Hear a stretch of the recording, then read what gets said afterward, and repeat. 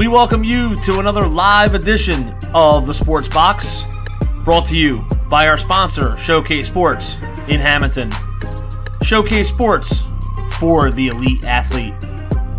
And by our friends over at CrowdPlay. Download the free CrowdPlay app today and check them out at www.crowdplayapp.com for details.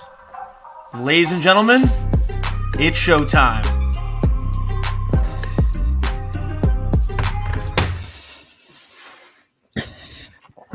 Hey everybody, welcome to a new edition of Cage My IQ. I'm your host, D-Bake. Join with me, my co-host, Miles Long. Yo. And all right, D-Bake? I'm good. All right. And then joined by, with us, a resident friend of ours, MMA Junkie, a.k.a. Jay Henry. How's it going, Jay? How we doing, boys? We're doing. Let's doing do good, this. Doing good, exactly. Sorry for the wait. I clicked to the wrong screen and then had to restart this. That's probably why I'm out of breath right now. But, to get started today, we are recapping UFC 260, which was a great card all in all from top to bottom, even without Ortega, Volkanovski on the card. What was your first take on the card, Jay? Hey, I mean, it was a great card. Yeah, we did lose Volkanovski and we did lose Ortega, but when it's a night of the heavyweights, it really doesn't matter. It's heavyweight. So, it was a great card, top to bottom. I enjoyed it. And, hey, it went out with a bang. We got Mike Galetta chiming in. Evening, gents. Yo. Thanks for tuning in, Mike. Mike is one of the creators of the Sports Box. Oh, dope. So glad that he could join in. A great guy. He has a great golf podcast on here. Then he's also has the podcast tomorrow with Brian Attard tomorrow at 8:30, where they talk NFL, NBA, MLB, a little bit of everything. So definitely tune into that. But what is your opinions on from the fight card, Miles? It was a cool card. I enjoyed it. There was only one fight that actually went the distance, so we saw a lot of fights that it was just a throwdown, and they were just scrappy as hell. Yeah. So, and this time around, I actually went to find a different venue to try to watch the fights at. This time, I tried Dave and Buster's. Terribly overpriced. Don't go there. The food's not good. So Ain't getting them as a sponsor. it's fine. The food's terrible. It's like whenever someone goes to like Hooters or something, like, oh, this place is awesome. I'm like, hold on, let's try the food first. Like, Right. yeah, it's the waitresses are nice, but if the food sucks, we're not coming back. Yeah, they just put one in like 10 minutes away from my house. Yeah. And it's not too bad. I'm not gonna say it's like a 10, but it's not too bad. But we got another person chiming in, Sam from our MMA group, saying hello as promised to Jay. We can actually be happy for the fight being postponed, I think. I agree with that. You can add that to something else to kind of balance out another card compared to this one. But You say bounce, as Miles is. We planned that. That was pre-rehearsed. I tried to hold it. I tried to hold Went it off in like there, a charm. It's just a trigger word. Every time I hear bounce, I'm just like, oh yeah. Yeah, but my first reaction after I watched the card was, oh, this was very good, because I thought it wasn't going to be as good. Like me and Jay talked about how it was getting like light. It was like kind of light heavy after all those postponements. There's the Volkanovski Ortega. Then you had the Goldie Penny fight that got nixed the day before because of COVID. And then even Metafield, he was supposed to fight Knight. And then Knight, somebody in his camp got COVID, so they had to take him out, and then he got replaced at the last second by somebody. So at least Metafield still got the fight. But let's get started with the main card of the evening. The first fight was a lightweight matchup where we saw Jamie Mullarkey defeat Kama Worthy by first-round knockout. What was your first opinion, Jay? Hey, this was Kama Worthy's fight to lose. I mean, the guy, he was given a UFC contract in his first fight. He was actually a very, very big underdog in his first fight. And that's because he was actually coming in for someone who had actually fell off the card. So he wasn't actually expected to win. So for him to get that knockout in his first fight, it impressed a lot of people. And, and with that knockout, it obviously gave him a UFC contract. He had his second fight, had another spectacular knockout. So people are kind of, getting used to, seeing this guy knock people out. So when it came to this fight, a lot of people weren't really giving Malarkey a chance. Malarkey came in and he said, I don't care about this guy. I don't care. It only took him 46 seconds. Worthy tried to come in. He threw out. He started off with some leg kicks, was trying to get things going, but Malarkey said, not even going to do it, man. He hit him with a cross. And 46 seconds later, Worthy did the stanky legs. I always love the stanky legs, but he did the stanky legs and the face plant. Malarkey put it on this boy in 46 seconds. So, I like to see, I like to see the underdog win, especially someone who wasn't given as much credit as Malarkey. Malarkey looked crisp. His punches were crisp. I know we only got 46 seconds of it, but hey, it was an amazing finish. What about you, Miles? Yeah, it was pretty straightforward. I think Malarkey was just the better fighter that night. Karma Worthy didn't look terrible. It's just, I don't know if it was a nerves thing or if he was just legitimately outclassed here, but Malarkey looked really fucking good. Like at the beginning when they're kind of feeling each other out, just trading a little, you mentioned the leg kicks. There was, some jabbies back and forth just to kind of get used to each other. But I think Malarkey kind of saw Worthy starting to wind up a little bit. And instead of playing defensive, he made the right choice. He's like, oh, okay, I guess we're going now. And so he fought fire with fire, so to speak. And yeah, I think that's what makes me think that Worthy was just outclassed here. Like, not only did he make the right call at the right time, he also picked the right moves at the right seconds. And a lot of the time, that's what the fight boils down to, is which fighter can make those split-second decisions in like a very small gap of time to pull out a win. And, that was Malarkey this time. And he did a great job. Hopefully we'll see him again, in the future. I don't know exactly where he would go from here other than like bottom 15 fights, still kind of climbing his way up. But I could see him in definitely the bottom 15 by the end of the year if he, consistently fights. I think he's pretty decent.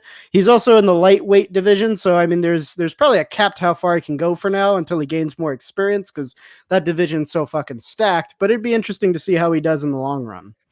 Yep. Before I go, and we got our boy Alex chiming in. He said, "What's up?"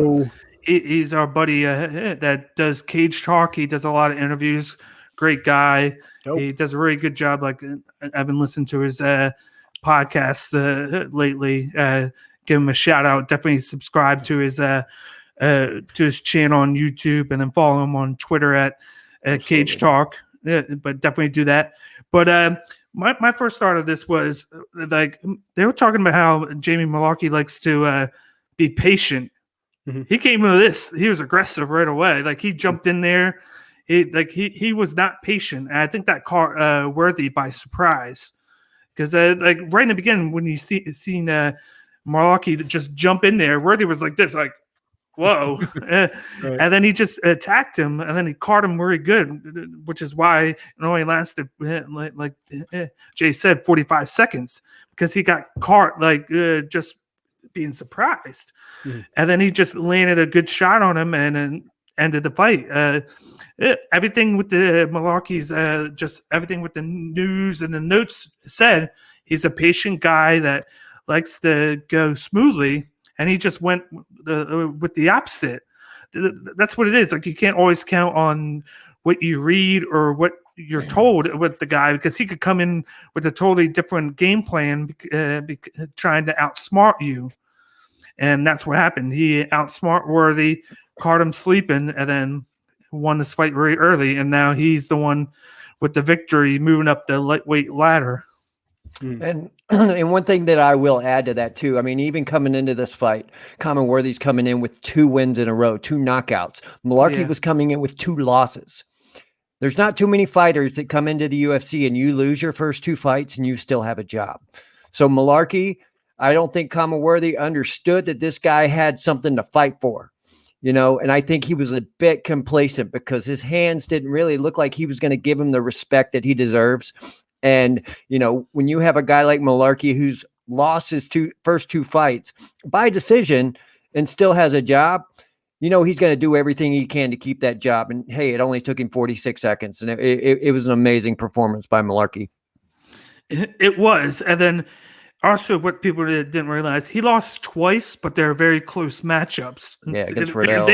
They could have went either way in those two matchups. He took the loss in both of them, but he looked good in those losses, which is probably why he still had the job, because he looked good in them. And then this one definitely kept his job. He won it. He won in Dana White fashion, which was a knockout.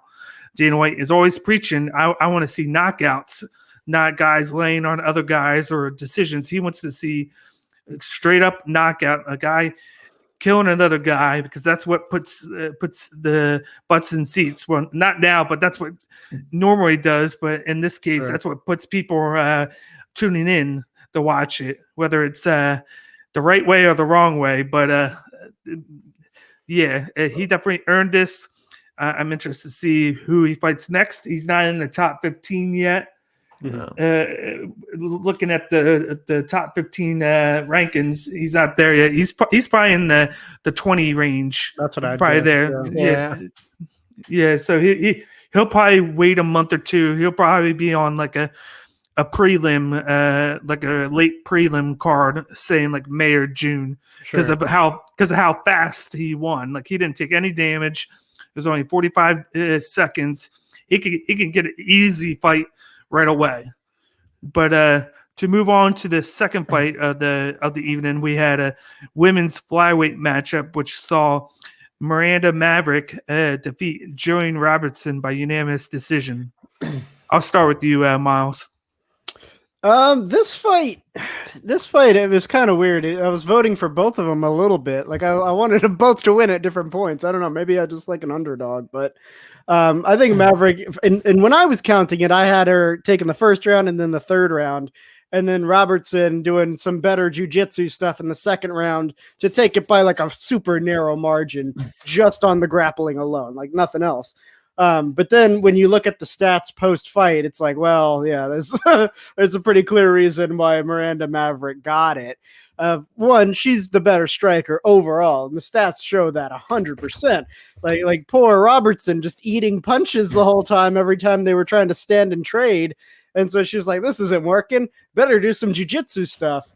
And she had some success in the second round. She had a decent amount of control over Maverick, put her in some really tough situations, made her problem solve a little bit, but it wasn't enough, unfortunately. Like, it just didn't add up. And I was thinking, okay, third round, she's going to need to like come out real heavy with the jiu-jitsu, be real smart about her takedowns, get in at close to the beginning of the round to wear her down, hopefully finish this by submission, or at the very least, she could maybe take this round just due to the fact she's controlling her. And I think in that third round, Robertson just got desperate, because some of those takedown attempts, I was like, what the fuck was that? Like, of course that wasn't going to work. And, because she was not really thinking in terms of like, how can I win this? She was just thinking, oh, shit, I got to get her to the ground real bad. The game plan wasn't there. And I think that's what cost her the third round. But overall, yeah, really good performance from Miranda Maverick. Young girl. She's like 23. Robertson's only 25 too. So, I mean, they both have hopefully a long life left in the UFC. Assuming they don't, keep losing, but I think we're going to see definitely Robertson fall out of her top 15 position, and that's going to be Maverick now. So then the question is, where does she go next? Because at the top of that division is Shevchenko, and I don't think she's ready for no Shevchenko. She'd just get her ass handed to her. But she could maybe be looking at like the sister Shevchenko, Anatola, and Tanolia. She did call her out too. She did. Okay, that might be. I'd be all right with that. I'd be interested to see that fight. At most, I would give her maybe Alexa Grosso, but I think Alexa Grosso would end up winning that. So maybe something a little further down, just to like give her a stepping stone to get ready for that. If Macy Barber gets out of this funk, maybe that can be something that we look at too. Because right now she's only number 14 after her loss against who was it? Was it Grasso. Oh, it was Grasso. That's right. She was Yep. number 10 before. That's right. Okay. So, yeah, there's definitely some options here, some places where Maverick could go. And yeah, I'd be interested to see what she does in the future. I think Robertson right now really needs to focus on her striking game because holy crap, these stats are pretty one-sided. Like 71 significant strikes to 27. That's pretty bad. Yep. What about you, Jay? Listen, I mean, Robertson, she didn't come into this fight intimidated. She came in, as the veteran. Yeah, I know we said that they're similar in age. Maverick, this is only her second fight in the UFC. This was Jillian Robertson's 10th fight in the UFC. Mhm. They knew what the game plan was, from the start. They knew Miranda Maverick was probably going to be the one to stay, to do more strike heavy attacks. And we knew that the only way that probably Jillian Robertson was going to win is if she got to her to the ground. Now, in that first round, Miranda Maverick, I mean, she was just on point. She was lighting Jillian Robertson up.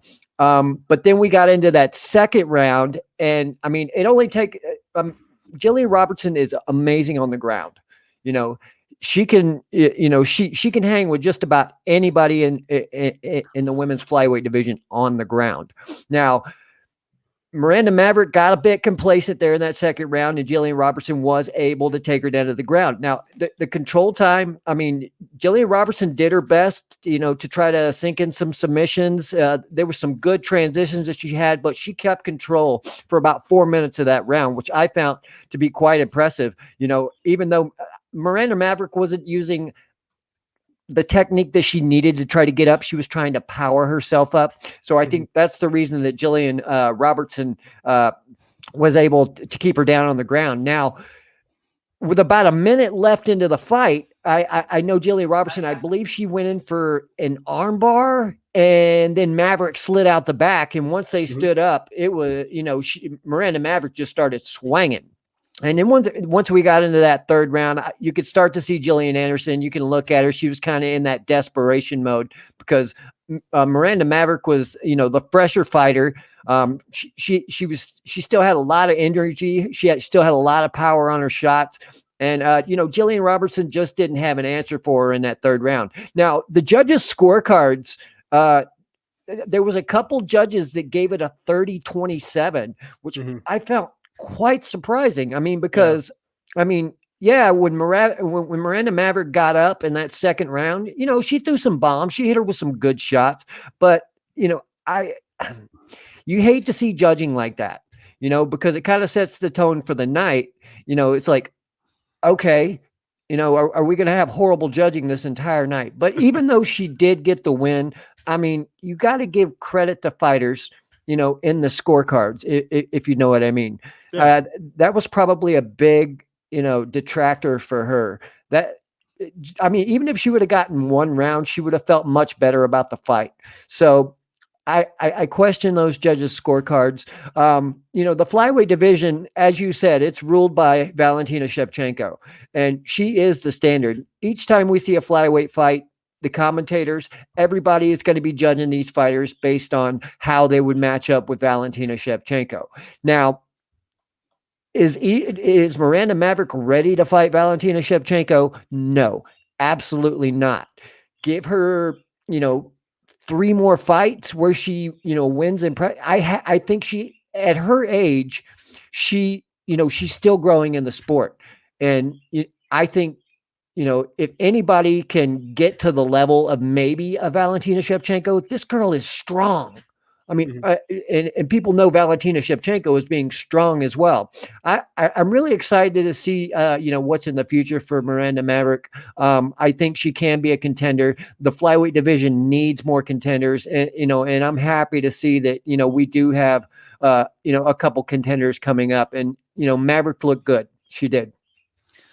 Yeah, I was okay with the 30-27 just because the difference between the second round for me was all Jillian does, like Miles said, she is a takedown specialist, like a grappler, and she needs to work on her striking big time. All she did was she took her down in the second round and kind of controlled her. She didn't really strike at all. I felt like she was content with trying to hold her down and then to try and get her into a position to submit her, what she was doing from behind before Maverick got up. Then when Maverick got up, she landed some good bombs on her that really caught her by surprise at the end of the round. So she took more damage than Maverick took just in that 20 seconds at the end. She took a lot.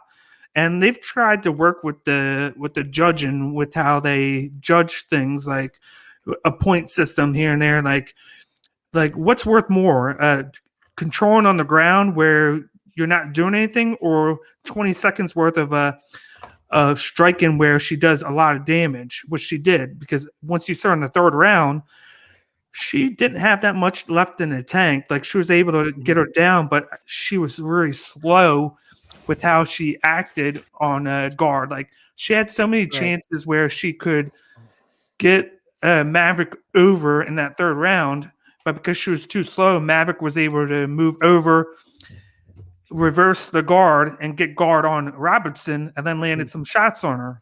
Yeah. So, whereas if she was a little bit more fresh, she might have been able to do that, but she took that damage at the end of the second round, which was huge. That kind of dictated the whole third round in itself, because she didn't have any left in the tank, and her tank is better than Robertson.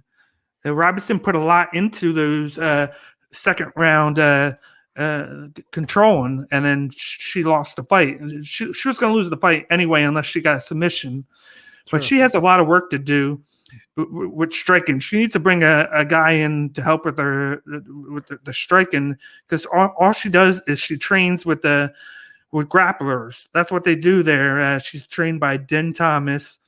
She works on grappling, takedowns, all that, which she did pretty well up until halfway through the fight. But you got to have something else in this. Like, you can't expect to always win by grappling and then getting a submission. You're going to have these people that will overpower you and just outstrike you. You got to add something to your repertoire, or she's never going to get past that 10 to 15 range that she's at right now. She's about to get out of right now she's 15 right now.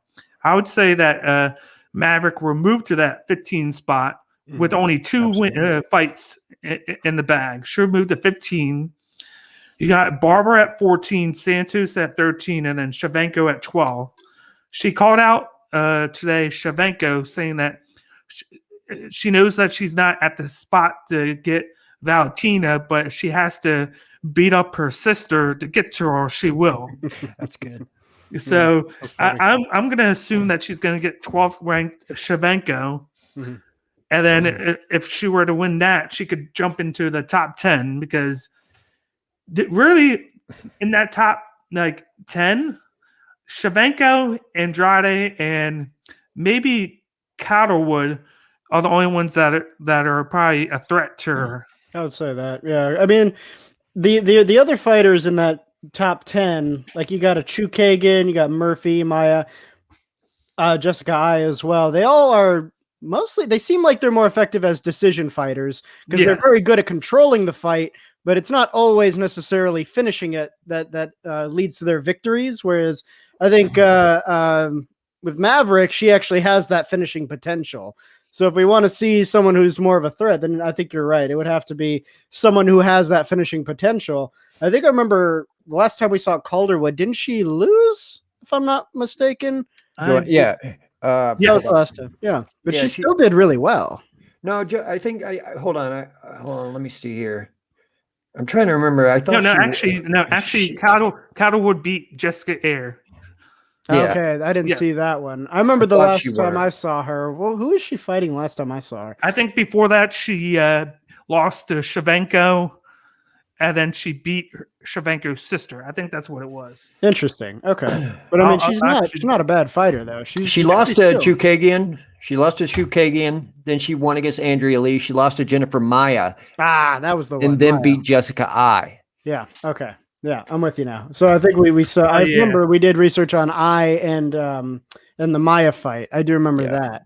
But I think that would be maybe the first stepping stone that Maverick has to get past in order to realistically have a shot at the rest of the division. But I don't know, maybe have her hang around in that bottom 15 a little and knock off some names, get some experience, because she is still pretty young. And, one thing we saw with Macy Barber, without that experience in the ring, you can be real great.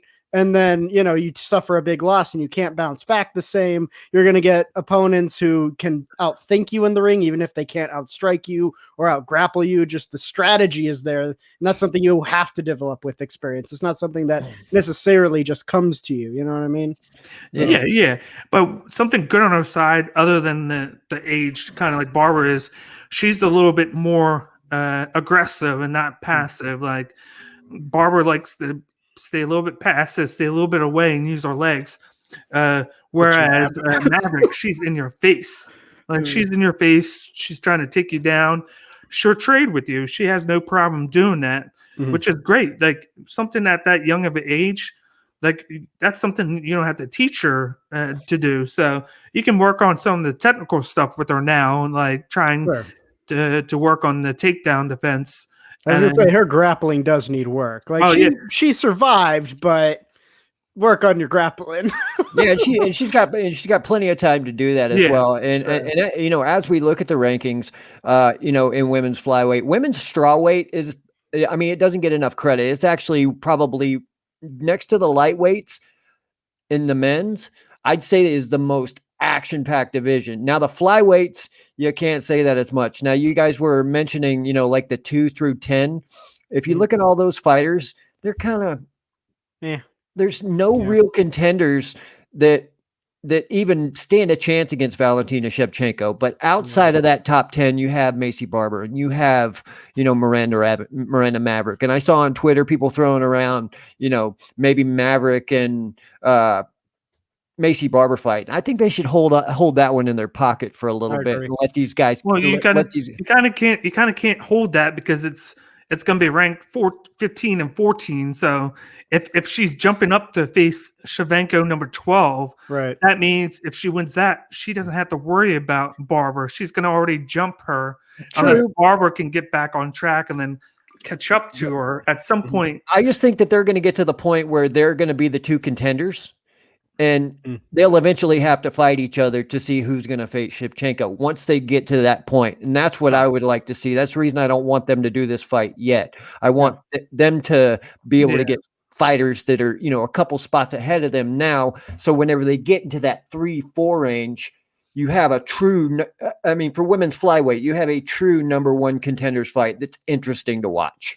Sure. Yeah. That makes sense. But before I transition to, the third fight of the card, I just want to let everybody know this is Cage My IQ. We go live on Twitter at Cage IQ. We go live on Facebook at Cage My IQ SB, and then we're also on Instagram at Cage My IQ, where we now, like I had on the link for our Twitch, which we're on Twitch on Monday nights now, where you can find us on twitch.tv/Cage My IQ. So if you're on Instagram, definitely go on to the link, subscribe to our Twitch channel, and give us a shout out and comment, and then we'll get back to you on that.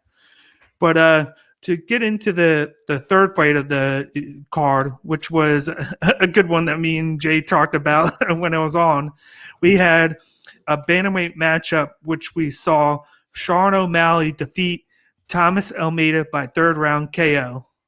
I'll start out with you, Jay. I don't know I don't know how I feel about Sean O'Malley yet. Is he a contender? Absolutely. Does he have the tools to, maybe be a champion one day?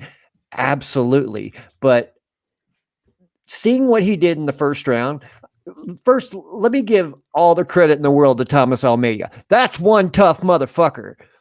He took some head kicks, like brutal head kicks that would have put anybody out. When O'Malley knocked him down, he should have finished him.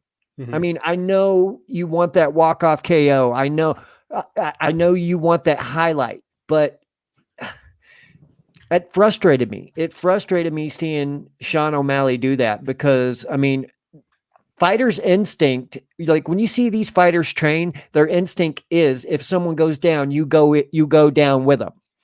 And I think he would have felt better getting a first round stoppage than a third round KO. Now people are going to say, "Oh, but it was a highlight." You'd rather have a first. It's better for your resume to get somebody out in the first round. Doesn't matter how it's by, than in the third round. But like I said, Thomas Almeida was, he used to be considered a future, bantamweight champion. I was on that boat, and he's kind of, the bantamweight division is extremely exciting right now as well, and I think that's probably the third best weight class as far as excitement is concerned. I think lightweight is still number one. I think women's strawweight's number two. And then you have the bantamweight division. I mean, Sean O'Malley, he's got his work cut out for him, here and then, on his way to, making it back to possibly, fighting for a bantamweight title. Do I want to see him fight Marlon Vera again? No. But do I want to hear him talk about how he's still undefeated? No. I don't like his attitude. I don't, I just don't like the way that he carries himself. Is he a great fighter? Absolutely he is. But I just like to see him be a little bit more disciplined. But either way, it was a good win for him. I expect to see him, fighting somebody maybe in the top 10, probably somewhere 10 to 15 in his next fight. Hopefully it's not Marlon Vera. He has all the tools in the world to be a champion. I honestly believe that, but I just don't, I'm not sold on him just yet. So what's next for Thomas Almeida? I don't know. This may be the end of the road for him. He's young. He's young. Maybe he can go to another organization. He can find that fire that he once had. But looking at how big O'Malley was and next to Almeida was just tiny. I wonder if that guy could cut down to 125. I'd be more interested to see him fighting at 125. But either way, it was a good win for O'Malley. I just think there's things that he can do to get more people on board. I know he has a lot of fans, but he's lost a lot of fans since his last fight. And I don't think that, I don't think this fight brought too many of those fans back. What about you, Miles? I mean, yeah, this was a pretty one-sided fight. It was clear.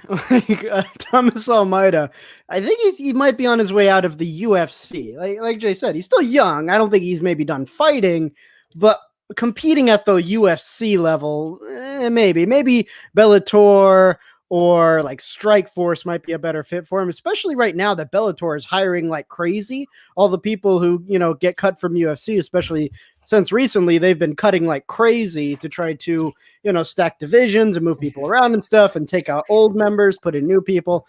So that might be a good move, is to go to Bellator and see how you do.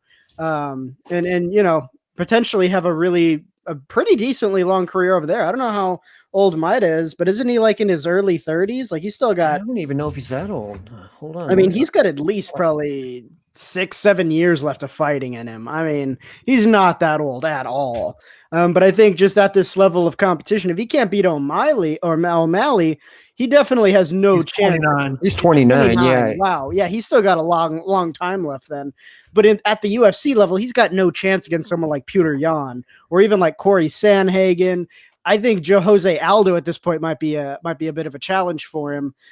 So maybe it's time to step out of the UFC and go look at other prospects. Now, Sean O'Malley, on the other hand, or O'Malley, I keep saying that one wrong, and that's an easy one. Damn it, I can't pronounce shit. But Sean O'Malley, on the other hand, he seems like he's kind of coming back. He had that what was it, like a 5-fight win streak, and then he lost. And then he's coming back after like almost a year or so. Like he was at first fighting really regularly. And then he took kind of like a break after that loss against Vera.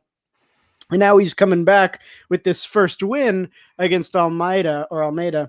I think this maybe is a good starting point for him to keep making progress through the division. But I see some issues in his future here. First of all, he's a great Muay Thai guy. You can tell his striking power is really big for that division. He's a tall ass guy for that division too. He's got crazy reach. He's a lanky motherfucker. I think he could be a good grappler. I didn't see any evidence of that in this fight. Which is why it'd be interesting to me to see him up against someone who's more versatile with striking and grappling, like a Jimmy Rivera or something like that, would be a good first test, because Rivera, he went up against Pedro Munoz 2 times, and Munoz is a power striker in that division. So he can take a punch, but he can also transition into the grappling, the wrestling, and putting him on the ground, making him problem solve. So I think that would be the first kind of challenge for O'Malley, would be the number 11 spot. Because if he can't get past that, then at number 9, he's got Dominic Cruz. Dominic Cruz is another big dude for the division. He's very unorthodox in his striking because he's a wrestler first. He was a wrestler who picked up striking over the years, and his striking is designed to complement his wrestling, much in the same way as Gaethje's striking kind of works. So I think that would be a big challenge as well for O'Malley. I don't think right now O'Malley could take Cruz. I think Cruz has the experience. He might be a little older, yeah, but they're both. He's the grappler, and he's not a power strike. You know what I mean? He's not like super powerful for the division, but I mean he can pack a decent enough wallop to slow O'Malley down. Or O'Malley. Damn it! He could Sean. He could, yeah, there you go. You can always call him. No more last names. No more last names. But I think Cruz can throw a hard enough punch to slow Sean down, then put him in a grappling situation where maybe he can navigate out, maybe he can't. And that's the big question here, because if he doesn't have that wrestling or that ground ability, he's going to have a real rough time in this division, especially with a guy like Petr Yan. Below him, Aljamain Sterling. Well, technically, that's going to switch here pretty soon. But even trying to stand and trade with a guy like Corey Sandhagen, I think would be a big challenge for him. So I think this is a good start. I kind of get what Jay's saying. He kind of seems like a dick. He's pretty unlikable. I think he's an interesting case of, like, we were just talking about like Macy Barber and Maverick, and like how they're immature as fighters. They need experience in the ring. I think Sean O'Malley is immature as a fighter and as a person. It's like a kind of a combination of the two. He's kind of got to grow up and get over himself a little bit. Even though he's got like 14 fights on his record. So that's like, he's been around a little while. You know, he's done some stuff, not a whole lot in the UFC. The UFC, he's had, 5, 6, 7 fights. So, I mean, he's been around for a little bit, not as much as some of the more seasoned fighters, but I think he needs to recognize like where he's at in terms of like experience. He's on his way to becoming a veteran, but he's not quite there yet. He doesn't have the the legacy to support the ego yet. You know what I mean? He's not like a John Jones or a Khabib Nurmagomedov. He needs to calm down a little bit. And I think if he's able to calm down and deal with his own ego, that's actually going to transition into better training, into him performing better in the long run. So we'll see how that goes. But I think if anything knocks him out of this division, besides the skill gaps in grappling, it's going to be his ego. I actually don't think there's anything wrong with his ego, because this is MMA. What sells like your stock is your personality. Mm-hmm. People gravitate to that, and when you get people on your side, that's money. You don't want no one talk about you, whether it's good or bad. You want somebody to talk about you, because that's good for business, and that's what he's doing. You've seen it with John Jones. He started out doing this early, and he's worse now than he was before. You got Conor McGregor. You got all these guys, even to a point right now. Aljamain Sterling's starting to do it a little bit, even with how he lost. Usman, like that. Aljamain Sterling earned it, though, right? Like he's done some shit. He's got the skill to back it up. I'm not sure O'Malley's earned that yet. Yeah, but all these guys didn't just start. They kind of started it a little bit earlier. Like you said, he's fought like 6, 7 times, and it does it well. When I was watching that fight, I didn't think that he was doing it just because he was getting a walk-off win. Like, they interviewed him afterwards, and he said he was waiting for the ref to call it, because how the people have been criticizing fighters for getting that extra shot in when they didn't need to do it. He goes, he hits him, he looks at the ref, waits a second, then comes in, and the ref didn't say anything right away. So he was waiting for him to call it. Right. Because usually they go right in there and the ref stops. He's like, go. He's like, we're done. Right. He didn't do that, and the ref just stood there. So then he goes in, and Almeida gets up right away. Then the same thing happens in the third round, and then he goes and he decides to go in and hit him, and then he gets criticized for that last hit because he was already down. And he said, I was waiting for the ref to call it, and he didn't call it. So I go in and I hit him. I felt bad about it because I thought he was done, but I have to go in there because of what happened in the first round. So he was waiting for the ref to call it. So he didn't do any more damage to Almeida than what he had done. And it's kind of like, I get it. Necessarily have to do damage. Like the ref will call it if there's not a coherent defense. So he could have won with like light volume. You know what I mean? He didn't have to in the first round because what was his name? Almeida was freaking rocked. He was not in any state of mind to put up a decent defense. So if O'Malley had just gone in there with like a flurry of not super crazy hard punches, but enough to make him cover up and go, that would have been it. He didn't have to like powerhouse him, you know. But with that, it's like Derek Lewis said when he hit Curtis Blades with that one shot. It's kind of hard to scale down what you're doing when you're in the heat of the moment.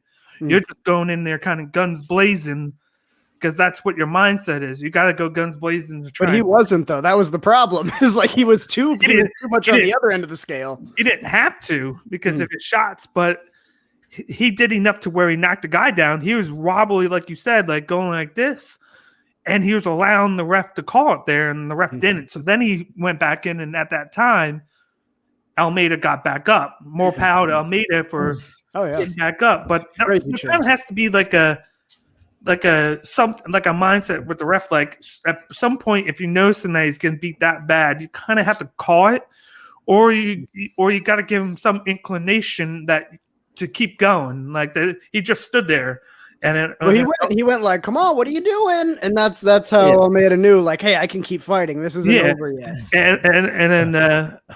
And then O'Malley was like, "Okay." Like I was giving him the chance to not take any more damage. So that's why in the third round, he came in there and hit him with that shot in the third round. He should. I just think in that first round, he should have hit him again, because I watched the fight again the next day because I was curious about Thomas Almeida. Like whenever Sean O'Malley knocked him down, Almeida went to his butt, but his eyes stayed up the whole time on O'Malley, and he put his hands up like he was going to try to defend. He was fully coherent. I don't think he was coherent because Go back and watch it. He went down. Like fatality. That's what it looked like to me. You could tell in their eyes. Almeida's eyes never left Sean O'Malley. So that's what told me that, he rocked him, put him down, but Almeida was fully coherent. I believe, because I don't think he was, because O'Malley goes in there and he hits him. Then he's going to get criticized for, he came in there, he hit him extra, and then he strutted afterwards. So it's like you're criticizing him for not doing it, but then if he did it, you would have criticized him for doing it. At what point, I don't criticize his knockout in the third round. He did what he was supposed to do. I'm talking about in the first round. Yeah, well, that's what I'm saying. You're thinking that people are going to criticize what he did in the third round, for not doing what he did in the first round. No, I'm saying they would have criticized him in the first round had he gone in there and hit him, and then did the strut anyway. So he would have been criticized no matter what in any situation. So if he had waited because he wanted to kind of not be criticized as much, he was going to get criticized no matter what. And Herb Dean, he was looking right at Almeida, and he didn't even like make that movement. Usually those fighters can see the refs. Yeah. And Herb Dean I've been very criticized with the Herb Dean of the past couple of months. Was it Herb Dean doing that? I thought it was the other guy. Hold on. Was it Herzog? No, not that guy. I think it was the ref. of I thought it was Herb.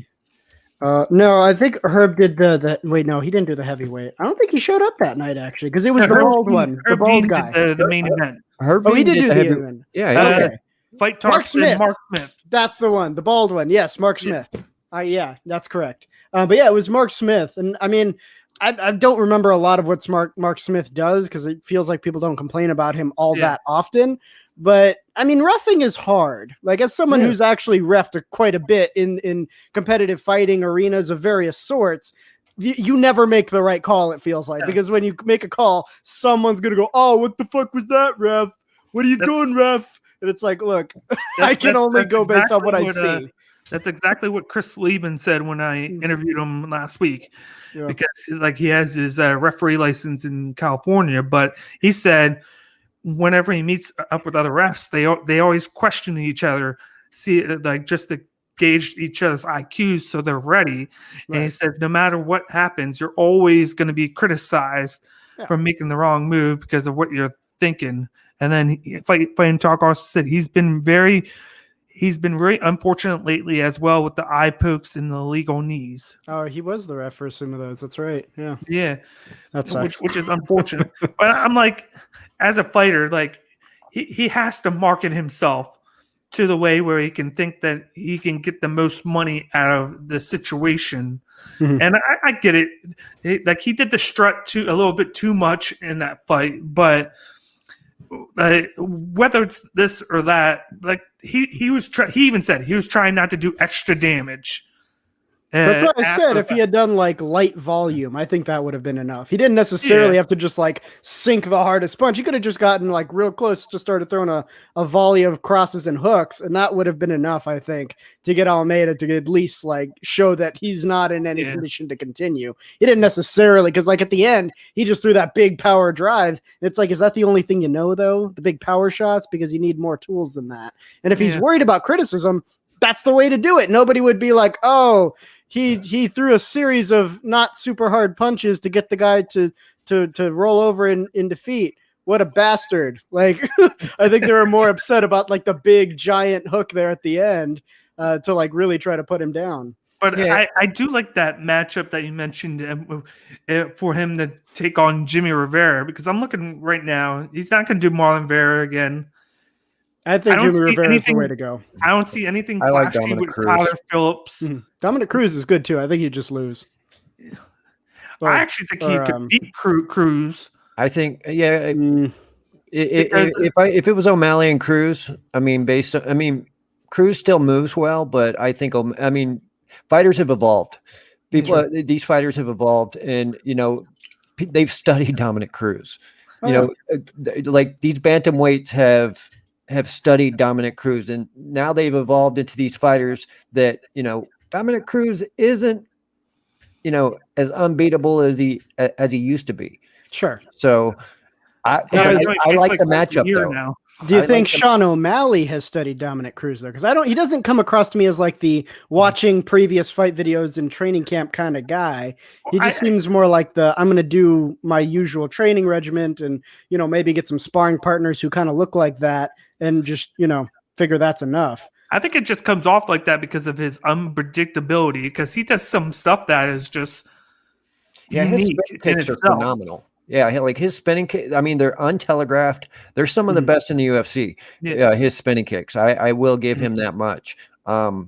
He's about the same size as Corey Sandhagen. I think, O'Malley's just really, really big for the weight class, just like Sandhagen, and that's the reason a lot of these bantamweights are going to have a tough time with him. Like even Cruz, because Cruz really. I can't think of any really tall fighters that he's fought. I think he's. Hold on, I'm trying to find his height. 68 inches. How tall is Garbrandt's short. Inches? Are you sure about that? Garbrandt's a little dude. Yeah, that's a little bitty dude. He's like 5'6". Oh, whoops. I could have swore he was tall. Yeah. No, Garbrandt's little, man. Let's see. Oh wow, I didn't know that. Interesting. Yeah. Dominic Cruz is apparently like 5'6", 5'7", somewhere in that neighborhood. Yeah, maybe that's why I feel like he's taller, because comparing him to the rest of the division. He's like Uriah Faber size. Mm. Yeah, him and Uriah Faber like stood beside each other, and I think they're like the same height. I'm trying to see what. Hold on. Interesting, but I don't think it would be the size thing that trips up O'Malley against Cruz. I think it'd be the grappling more than anything. So I'm not sure if he has it. Like, he hasn't shown very many indications that he can deal with, you know, even Cruz, who I would argue for this division is not the most amazing grappler. Oh, I saw 5'8". He's all right. It's still small.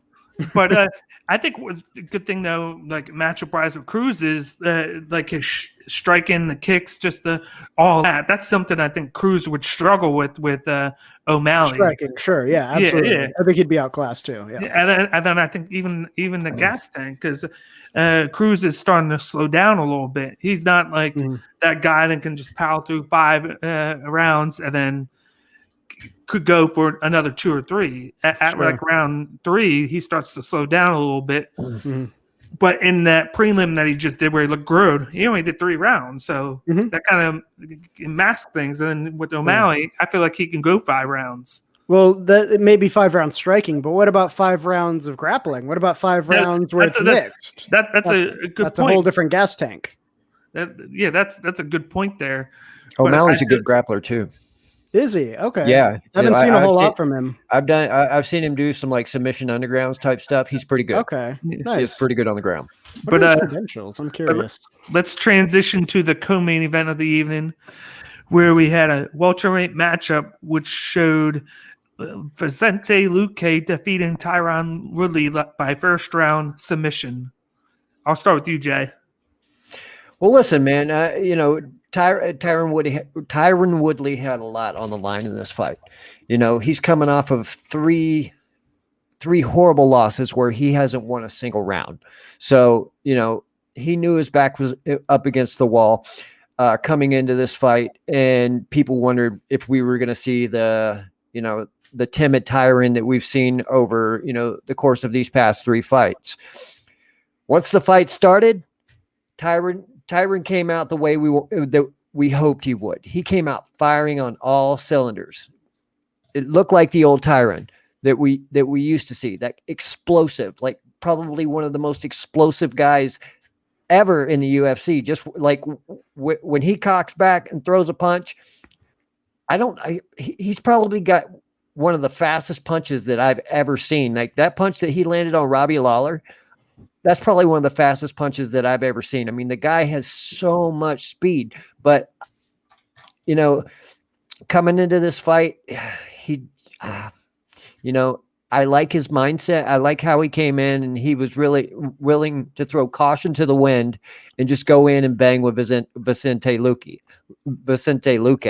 But that's where his problem was. He tried to bang with Vicente Luque, one of the guys who has probably one of the best gins ever in the UFC, probably one of the most durable. And we saw that, you know, Tyron hit him with a great shot. I mean, Tyron hit him with an amazing shot. And I don't think he capitalized the way that I hoped he would on that punch. He left himself open, you know, as happens, you know, with people who get over aggressive, and Luque caught him, you know, and then once they went to the ground, I mean, he fell into that choke. I mean, once Tyron was in there, I mean, you knew he was done, you know, and I feel bad for Tyron. Tyron, I mean, he's always going to be seen as one of the best welterweights of all time. I mean, there's no doubt about that. You can't take that away from the guy. I just don't think that he has that fire anymore. You know, I don't think he has that love. I think things outside of the octagon have taken over his life, where fighting wasn't his main priority. And I think that's probably how he fell by the wayside. Now, props to Vicente Luque. Vicente Luque, he's only lost 2 times. He lost to Leon Edwards, and he lost to Wonder Boy. So he's only been beat twice. We've seen how durable he is, like especially like in that Mike Perry fight. Oh my God, that was just a brutal fight. We knew that Luque was going to be able to hang with Tyron. We knew it without a doubt. But Luque wasn't the guy to get complacent with, and that's exactly what happened. Tyron got caught with a punch when he had, you know, Luque rocked. And, Tyron, I couldn't tell when he was going to fall down. He was just doing the teetering thing. And at first I didn't see the punch that hit him, that rocked him. I thought he was just getting tired, but Luque hit him with a good shot. Once I watched it in the slow-mo, I'm like, oh yeah, that was a good shot to the temple. Yep. And I mean, it just took Tyron's legs away from him. People are asking, has the UFC officially released Tyron? And I say, I think they officially released Tyron at the clap of the tap. Mm-hmm. So, I don't know what's next for Tyron Woodley. I would like to just see him retire. I don't want to see him go to another promotion. He's got things outside the octagon that he can do, to make money. His acting career, his rap career, the things that, I think he put first and foremost above fighting. And that's the reason we're not seeing the Tyron of old. So,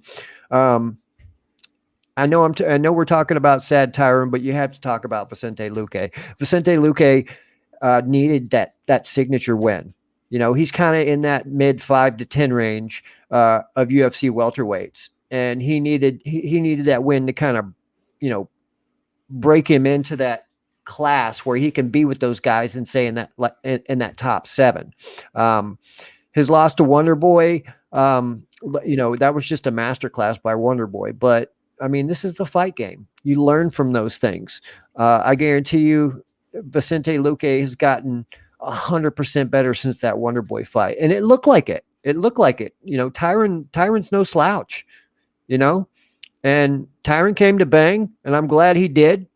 It was fight of the night. When you have a 1-round fight and it's fight of the night, it's probably pretty fucking good.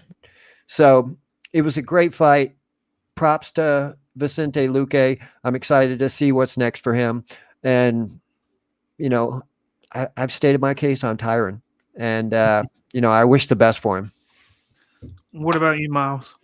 Yeah, I think we talked about this fight a long time ago in like, hey, what could potentially happen here in the welterweights now that they're trying to move people around, take some people out of the top 10 spots who aren't really doing anything and move up guys like, Luque, Magny, Muhammad, get these other guys more into those top 10 positions to stack the division. And this is one of the things we talked about was like, how many lives does Tyron Woodley get in the UFC? You know what I mean? Like 4 losses in a row, and some of those losses were pretty significant. And he still has a job. But I think this last one here, that might have been it for him. I think that's probably we're in the near future. We're going to be hearing about Tyron Woodley getting cut from the UFC. Now I think based on the way he's kind of been talking in interviews and in press conferences, I think he still wants to fight. But I think you're right. I think this isn't like his top priority. You know what I mean? He's prioritizing other life stuff, which makes me think, well, maybe he might do okay if he really wants to keep fighting. He might do okay in like a Bellator, a Strikeforce, or even like a 1FC or something like that, where he could go in and be pretty decently matched against most of that division. And he would have a shot of being like maybe a title contender or even a title holder at one of the smaller leagues where there's less world-class competition. And he could also keep doing all of his other life stuff because he's already going in with a pretty decent amount of talent to begin with.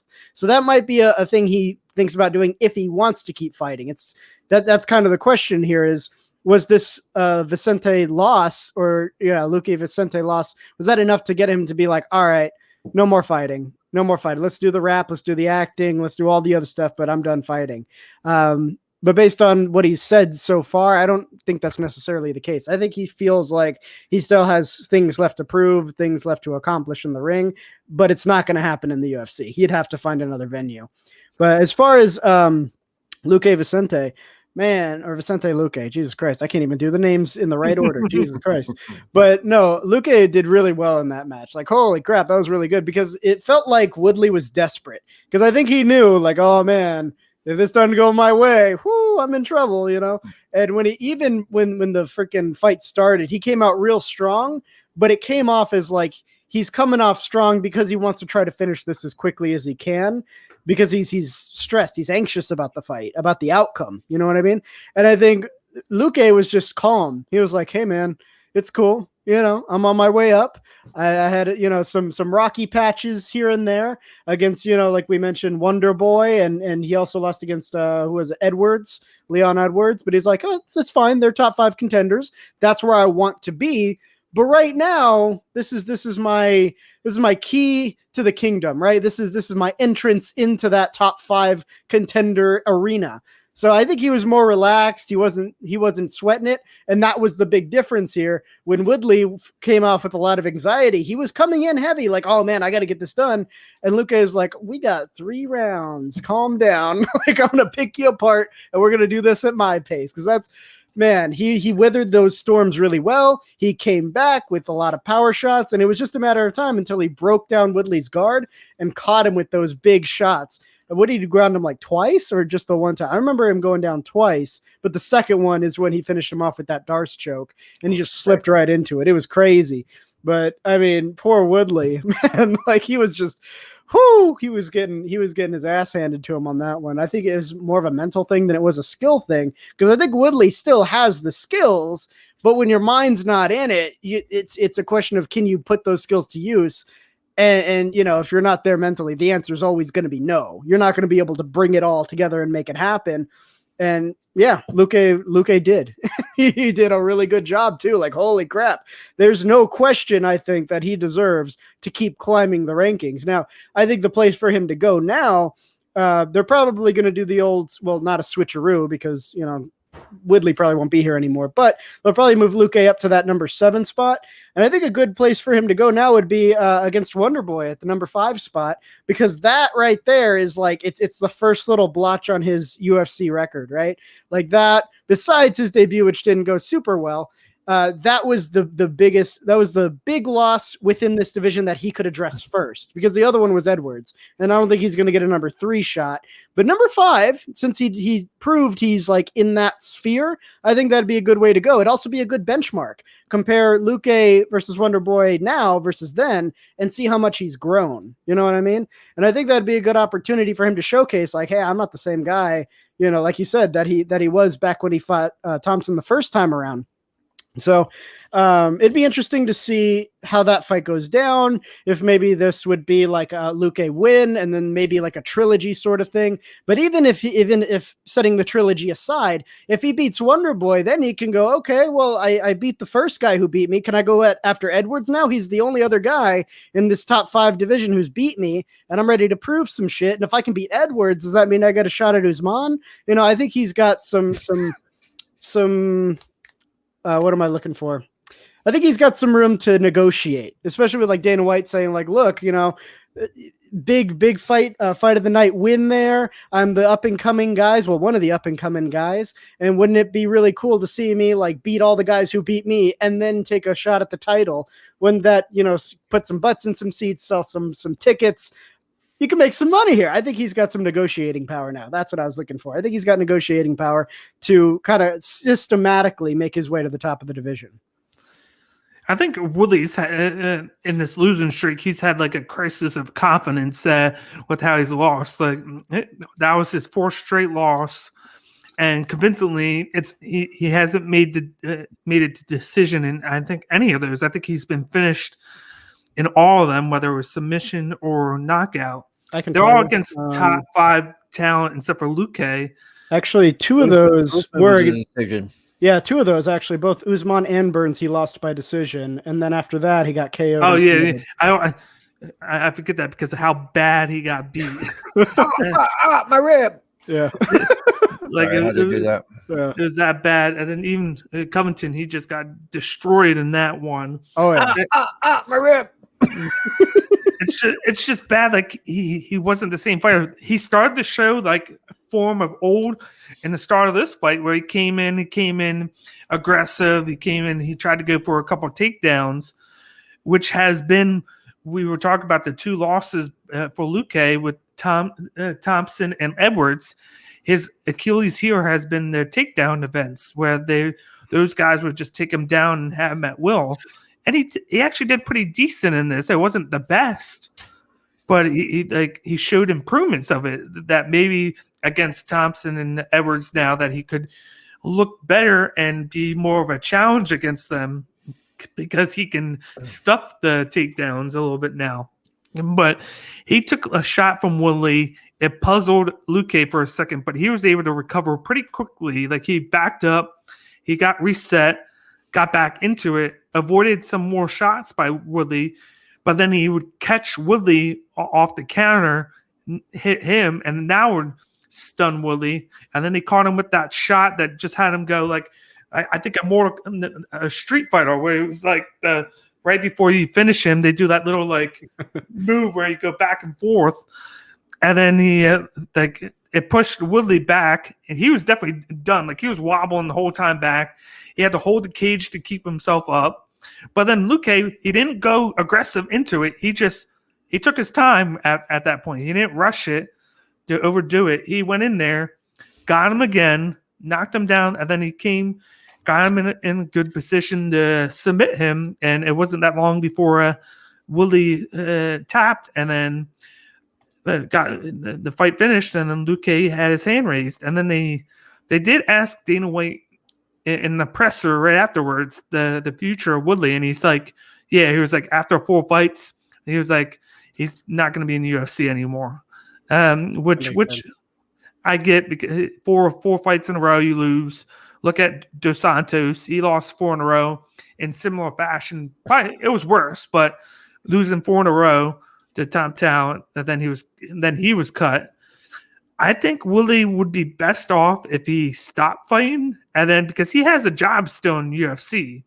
He did a pretty good job on the commentary booth when they had him do that several times. They relied on him at that time to do commentary, and he did a really good job. He has a really good knowledge of the game.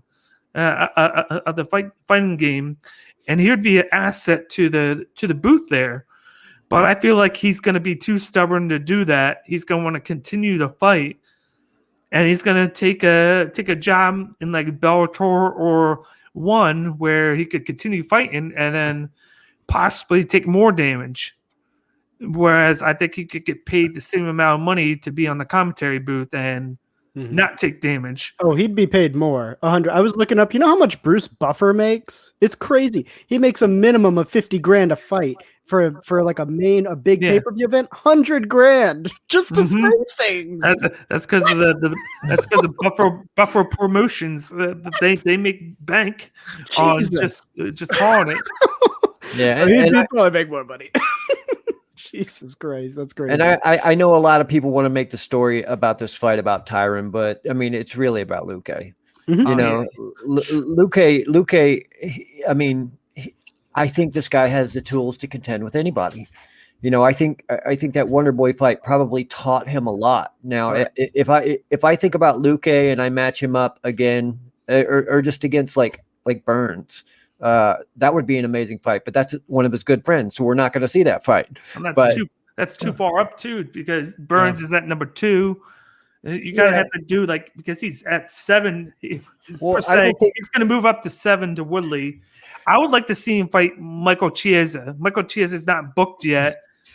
Like we saw him do Thompson, that would be nice, but you'd see a new matchup with him going up against Chiesa, who's similar. And would present the wrestler and background that would challenge Luque, and if he could get past that, he would prove that he's improved on stuffing the takedown, because that's Chiesa's background is wrestling, and then he mixes up striking with that.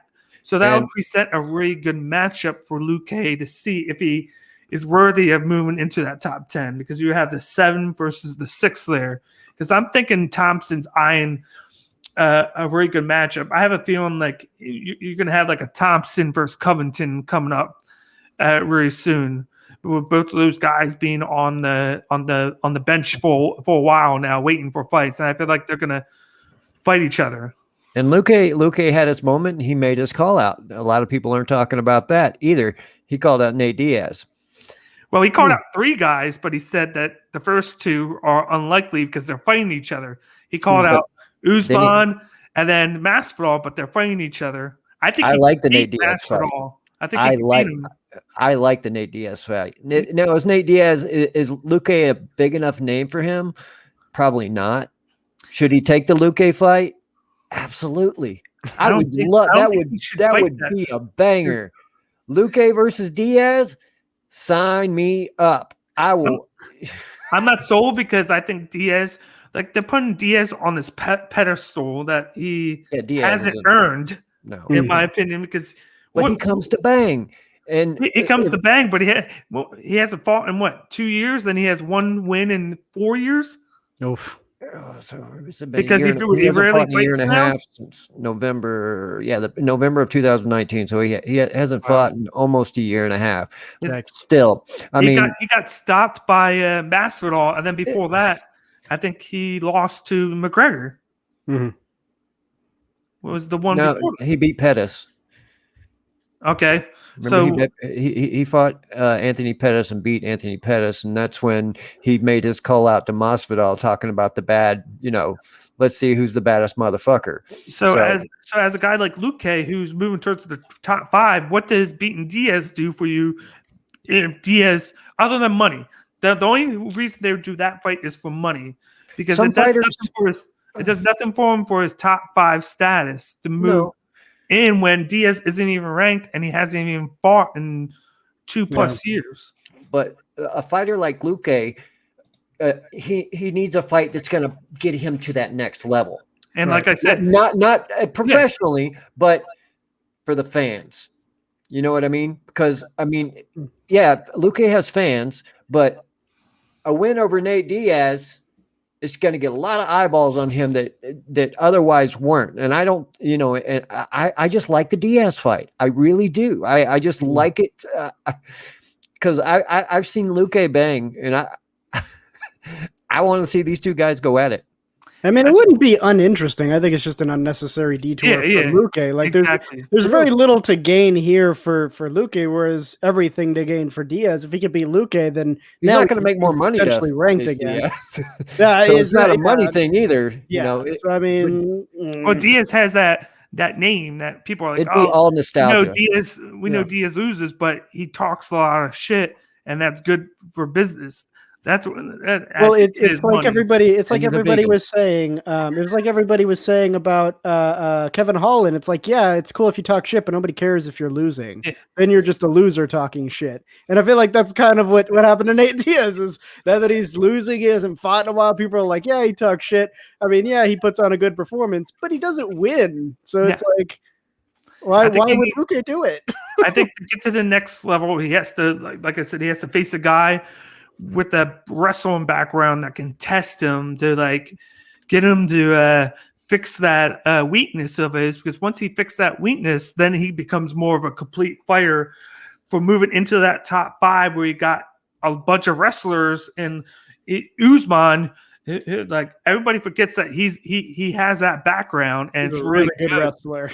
Yes, him. You got Colby Covington. His wrestling background's big. Edwards, who beat him, he has a wrestling background. Yep. Burns, like his isn't as big of a background, but his background with wrestling has gotten better. Stephen Thompson still has the jiu-jitsu. He's very good. Burns is all jiu-jitsu. Stephen Thompson has that background. That's how Stephen Thompson beat him. And then, like I said, Chiesa. So all those guys, minus Masvidal, have backgrounds in jiu-jitsu or wrestling that he needs to improve on. So you go for the guy like Chiesa.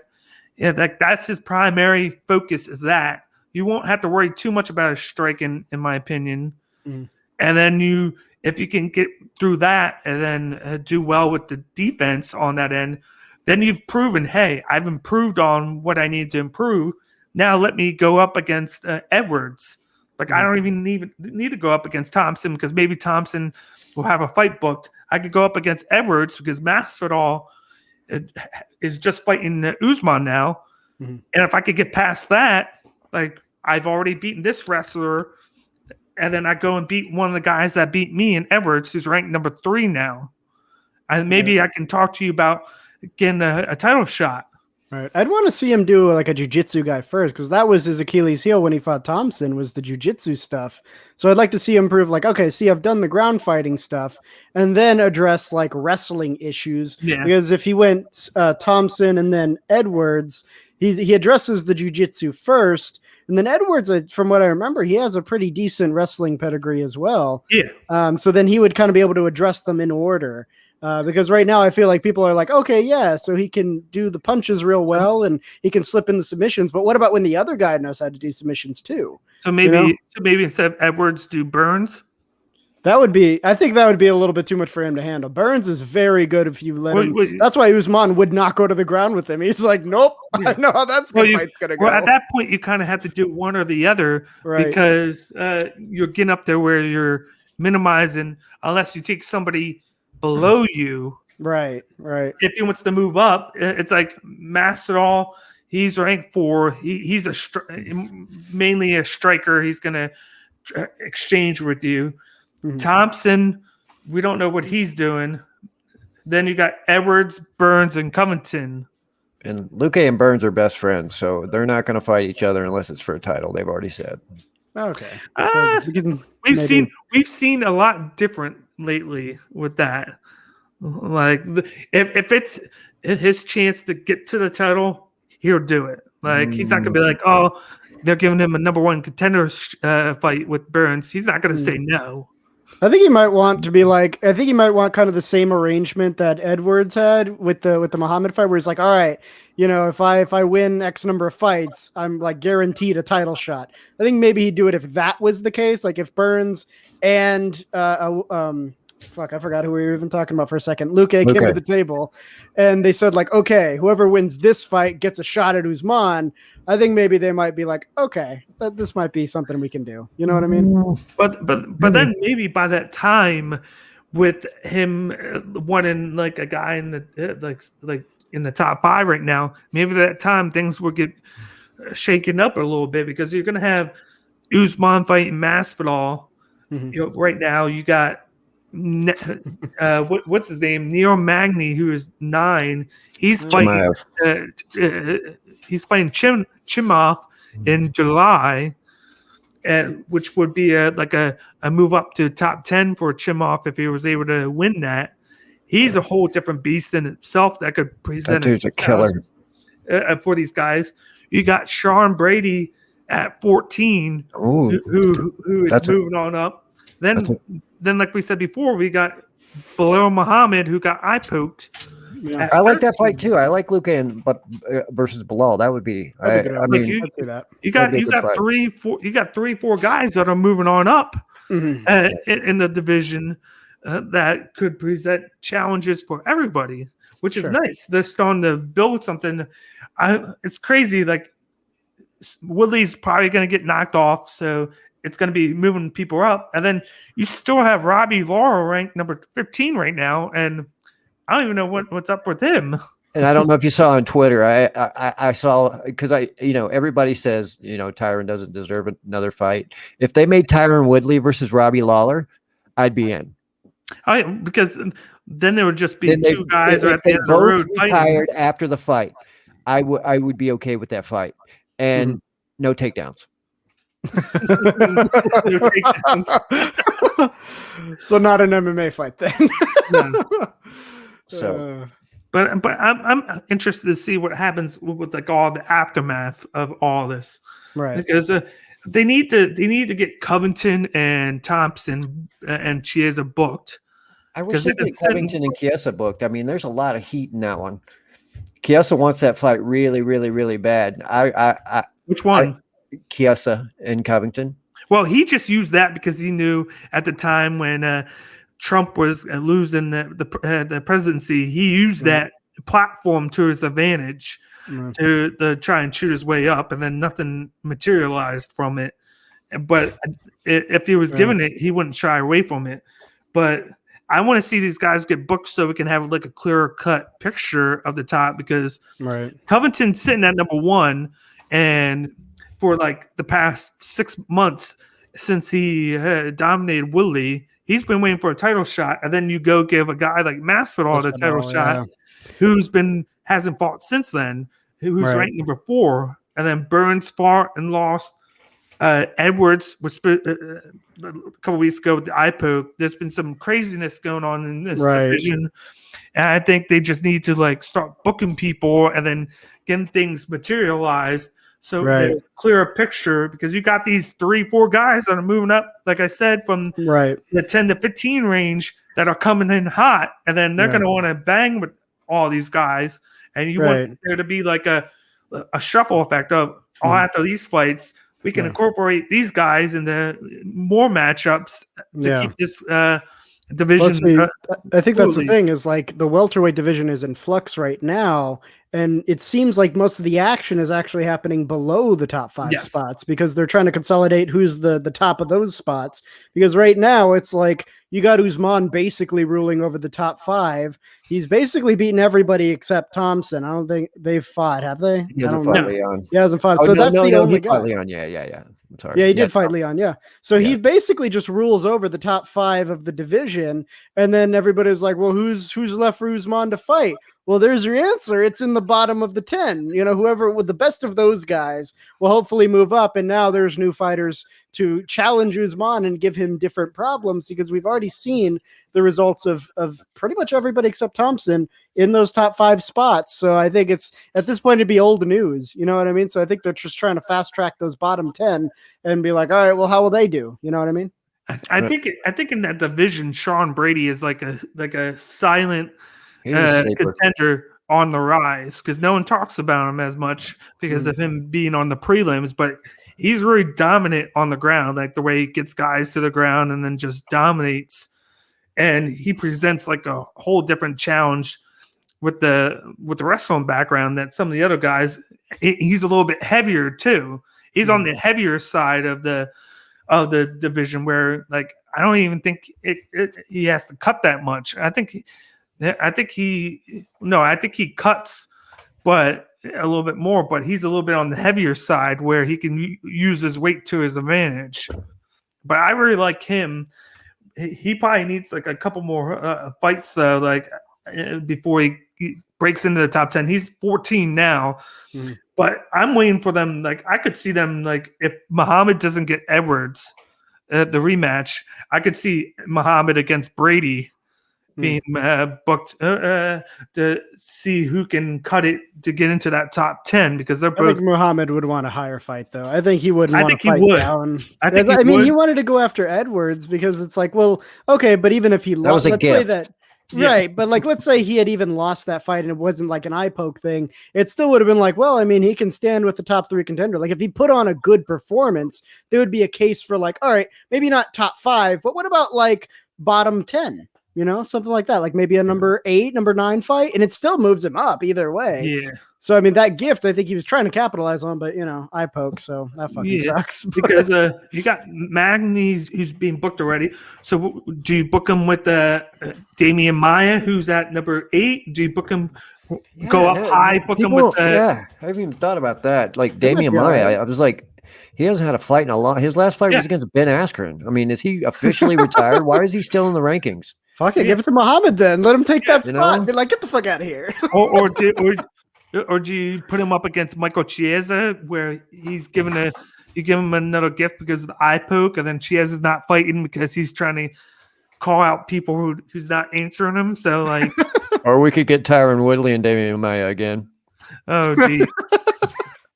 The retirees fight. No, that was a total joke. That was like one of the worst fights. Masters division. Stuffed 20 takedowns. And then I didn't think of it right now. I'm looking at everything. I'll have to look at the rankings tomorrow because this is the rankings. They don't update it until tomorrow. Tuesday. All these rankings could change dramatically because of Saturday night, where it could be easier to pick. But I'm going to get moving to the main event. We spent a lot of time on that co-main event. It happens. Yep. It's never in the spots where we think it's going to happen either. Nope. It's always like these weird spots where we get hung up. Yep. But we got the main event of the evening, which was a heavyweight matchup, which saw Francis Ngannou defeat Stipe Miocic by second round knockout. I'll start with you, Jay. Listen, I mean, there were so many storylines going into this, and let's just start with Stipe Miocic. I mean, Stipe is probably the most unappreciated champion in UFC history. You know, the guy is technically the GOAT of the heavyweight division.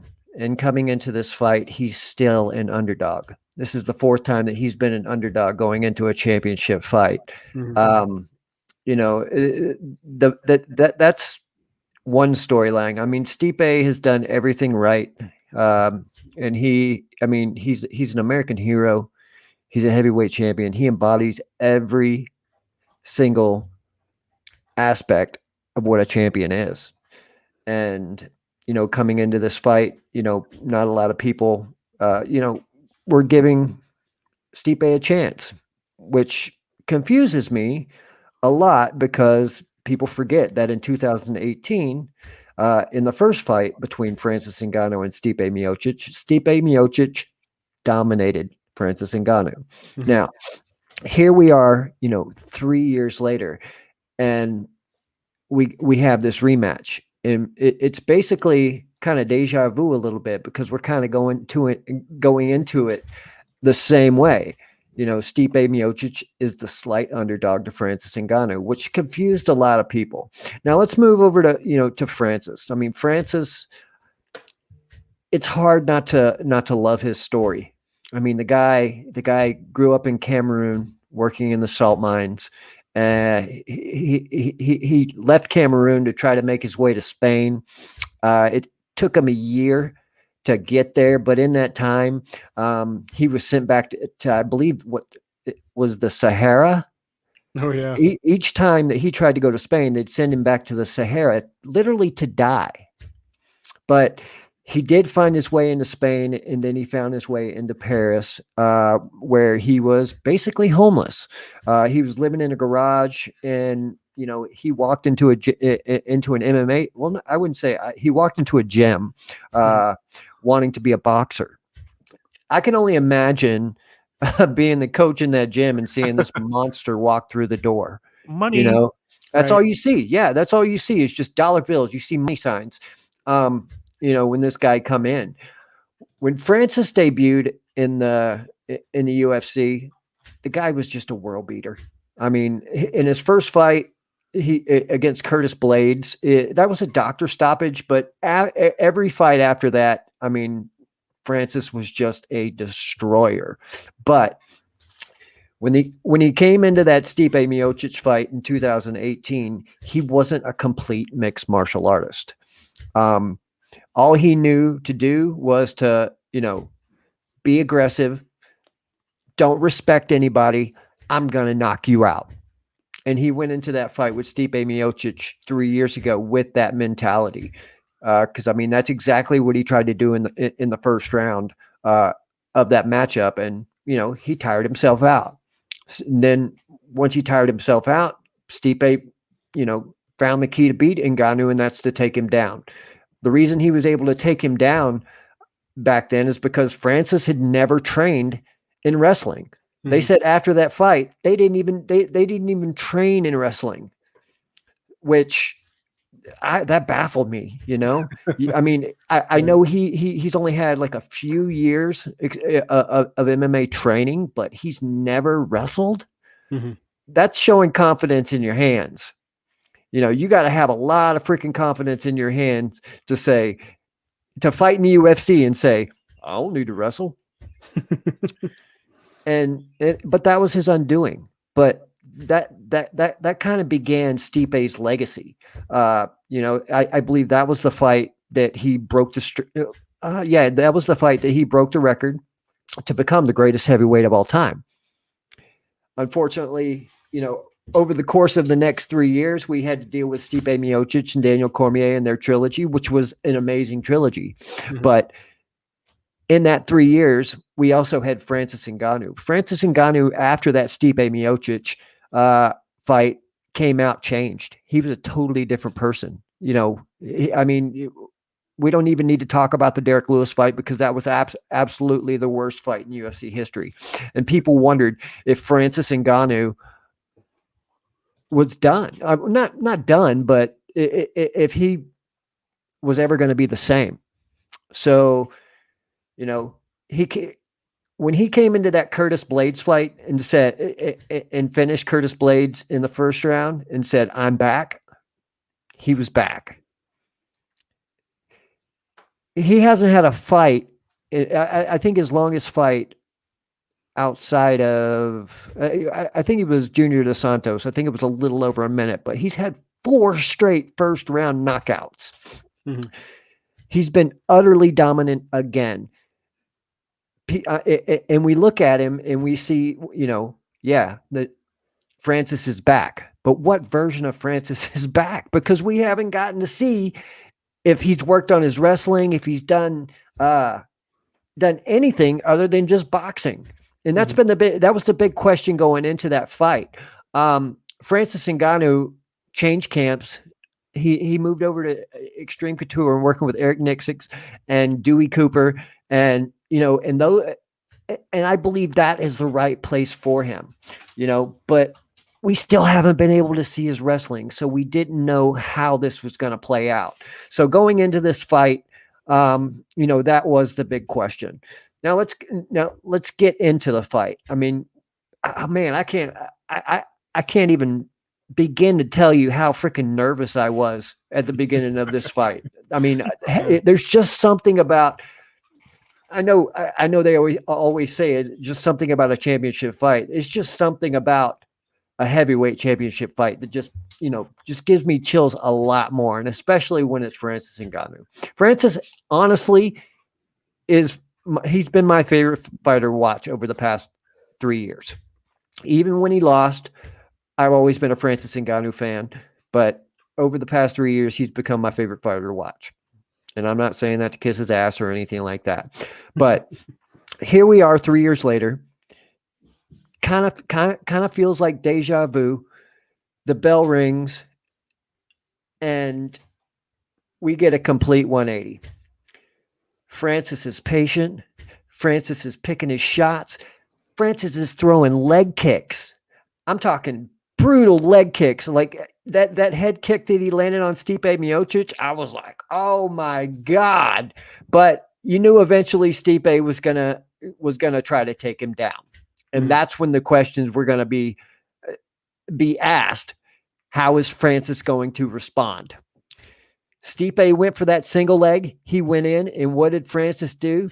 Francis sprawled. And whenever I saw him do that, I know me and Daniel were on the thing, but I was over on my couch. When he did that sprawl, I was open mouth. Like I was in awe. And then he fucking took his back. Yep. He looked like a professional wrestler when he took Stipe's back. People think that the KO was the most impressive thing of the night. No, that sprawl and that transition to the back was the undoing of Stipe Miocic.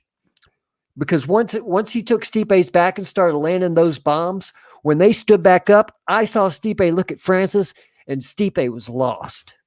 Without a doubt, Stipe had no idea what to do. Francis won that first round. People didn't expect that to happen, but Francis won that first round without a doubt. If you gave that round to Stipe, you shouldn't be judging fights. But you probably have enough damage like Woodley does. Yeah, basically. But here, after that first round, I guarantee I'm not the only one who was in awe of what I just saw. So going into the second round, as they started fighting, I saw Cormier saying something about Ngannou, having his mouth open and if he was breathing hard. I was watching Francis the whole time because I was worried, when's he going to get tired? And that's what I was thinking. But the pace that Francis was fighting at, his patience, I didn't see him getting tired because, he was throwing punches, but he was resting in between. So when they got into that second round, Francis was still fresh, but Stipe was still lost. Plain and simple, looking at Stipe, because he didn't even attempt to go in for a takedown again in that second round. Francis caught him with a monster jab. It knocked him on his ass. But Stipe was able to get up and he started backtracking like he was doing against Fabricio Verdum. And he threw that punch that he used to knock out Fabricio Verdum. And once Stipe hit him with that shot, Stipe thought he hurt him. And that was his undoing. Once he hit him with that shot, he thought that Francis was hurt, came into the line of fire, and that's all she wrote, folks. Francis hit him with that check left hook, and for him to also have the composure after taking that shot and hitting such a perfect left hook, it was a thing of beauty. Now, I hated it. I mean, I know we're looking on the screen right now at Stipe going backwards. Mm-hmm. I mean, it was just a scary thing to watch. You know, Herb Dean, he did his best to try to get in, try to get, you know, we're talking about extra shots and everything like that. Herb Dean did his best to get in to stop Francis, but that's what fighters do. You know, they fight.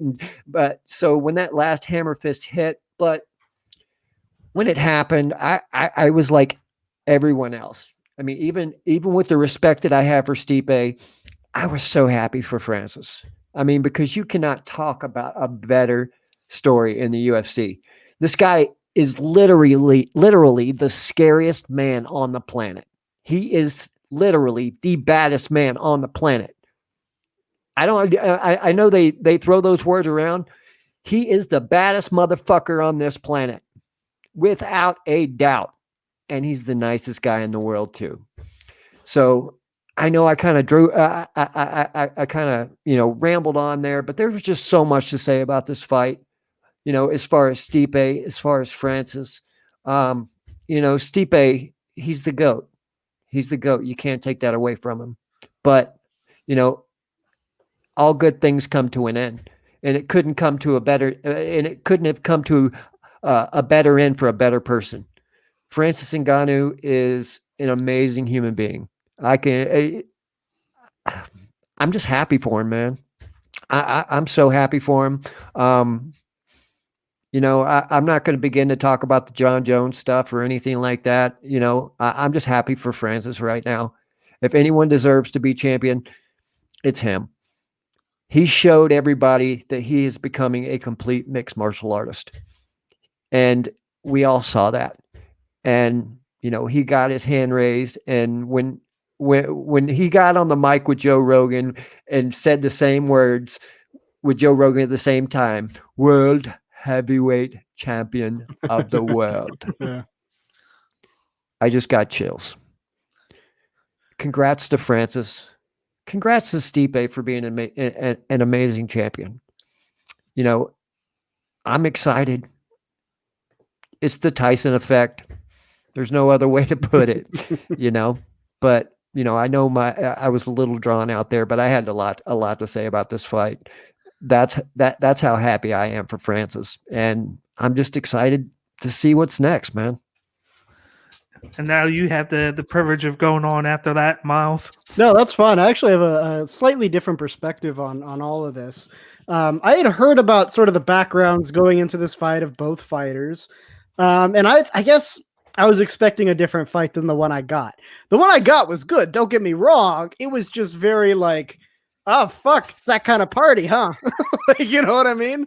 Because you're right. You know, Ngannou has shown that, like, in the past, he's a good striker, and when he has his way, he'll fuck you up. Like, beat Curtis Blades twice, just climbed up from his debut, not losing. And there were some big names in his path, too. Blades was one of them. Overeem was another one. And he was just knocking these guys out and finishing them very quickly. A lot of these are for Kane as well. That's right. Well, that was a little later after the second Blades fight. But yeah, no, absolutely. You're right. That still fits the bill of like finishing these guys in the first round very fast, either by knockout, and then there's a few here by like submission.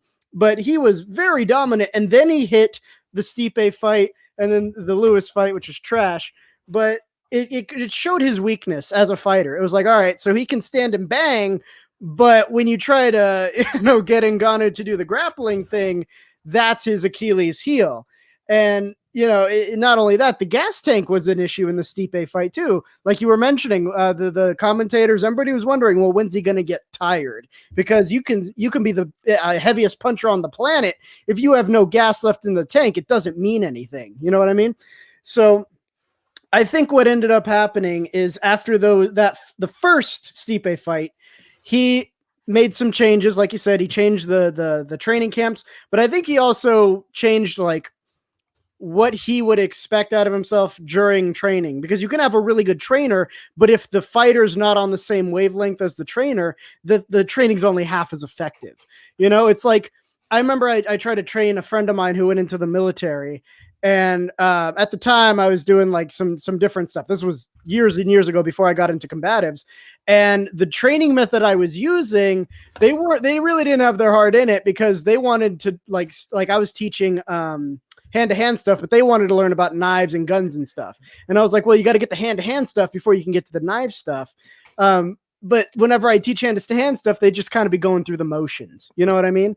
So I feel like unless you're recognizing like, this is my weakness, I need to like put everything I got right here to figure this out, then it doesn't matter how good your trainer is. It's just not going to be effective. And I think before he lost to Stipe the first time, maybe that was the attitude, right? When it came to wrestling and grappling and stuff, he's like, why?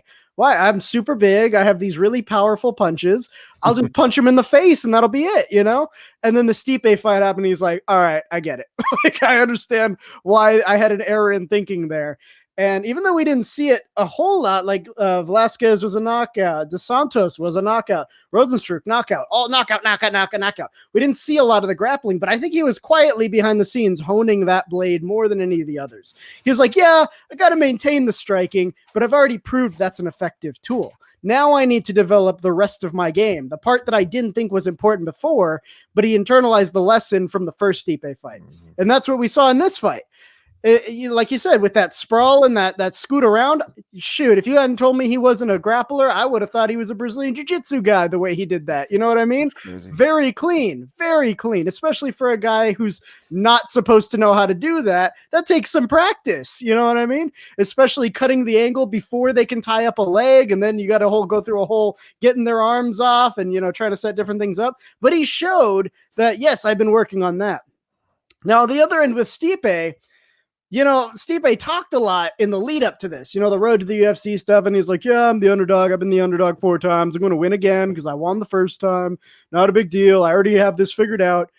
But then when you actually get to the fight, it came across to me like he was nervous almost. You know what I mean? Like, I think he wasn't on point. You know what I mean? He was very passive in that first round. He wasn't, you know, balls to the wall going in. He was sloppy, even, I would say, in a few respects, to where Ngannou was picking those shots, but by that same token, it was working. Doggo.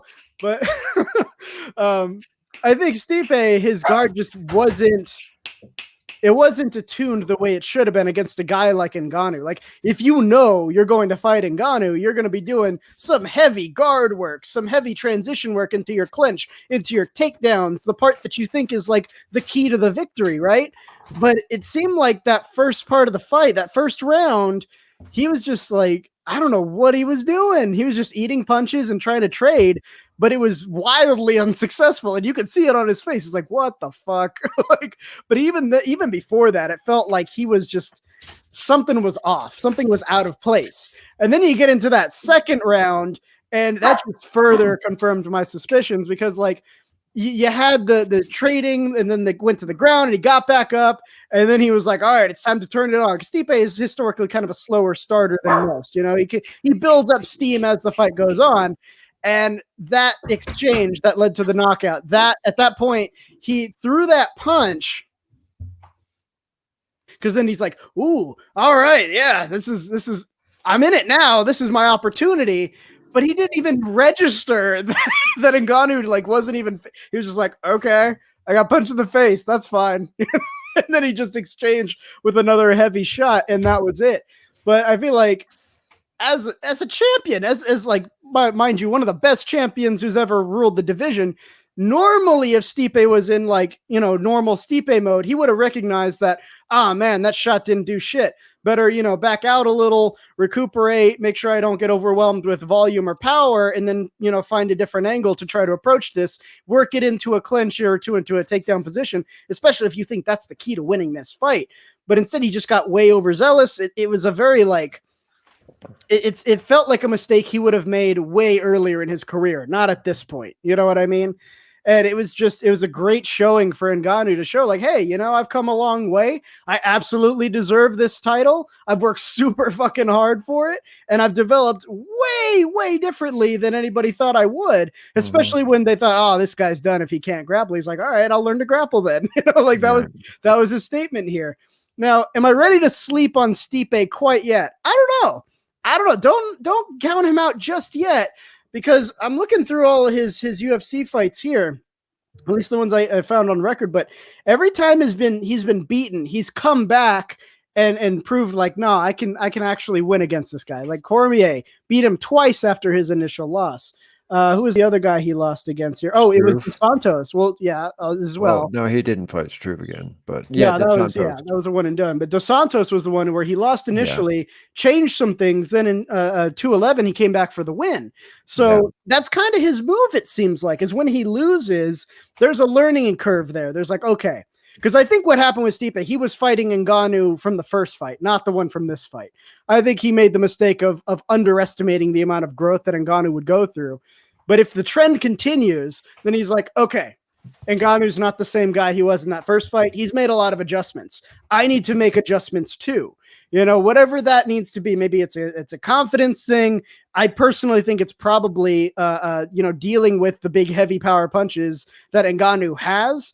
Especially when Stipe is like throwing shots that don't do anything other than just create openings in his guard for Ngannou to take advantage of. We saw a lot of that in this fight.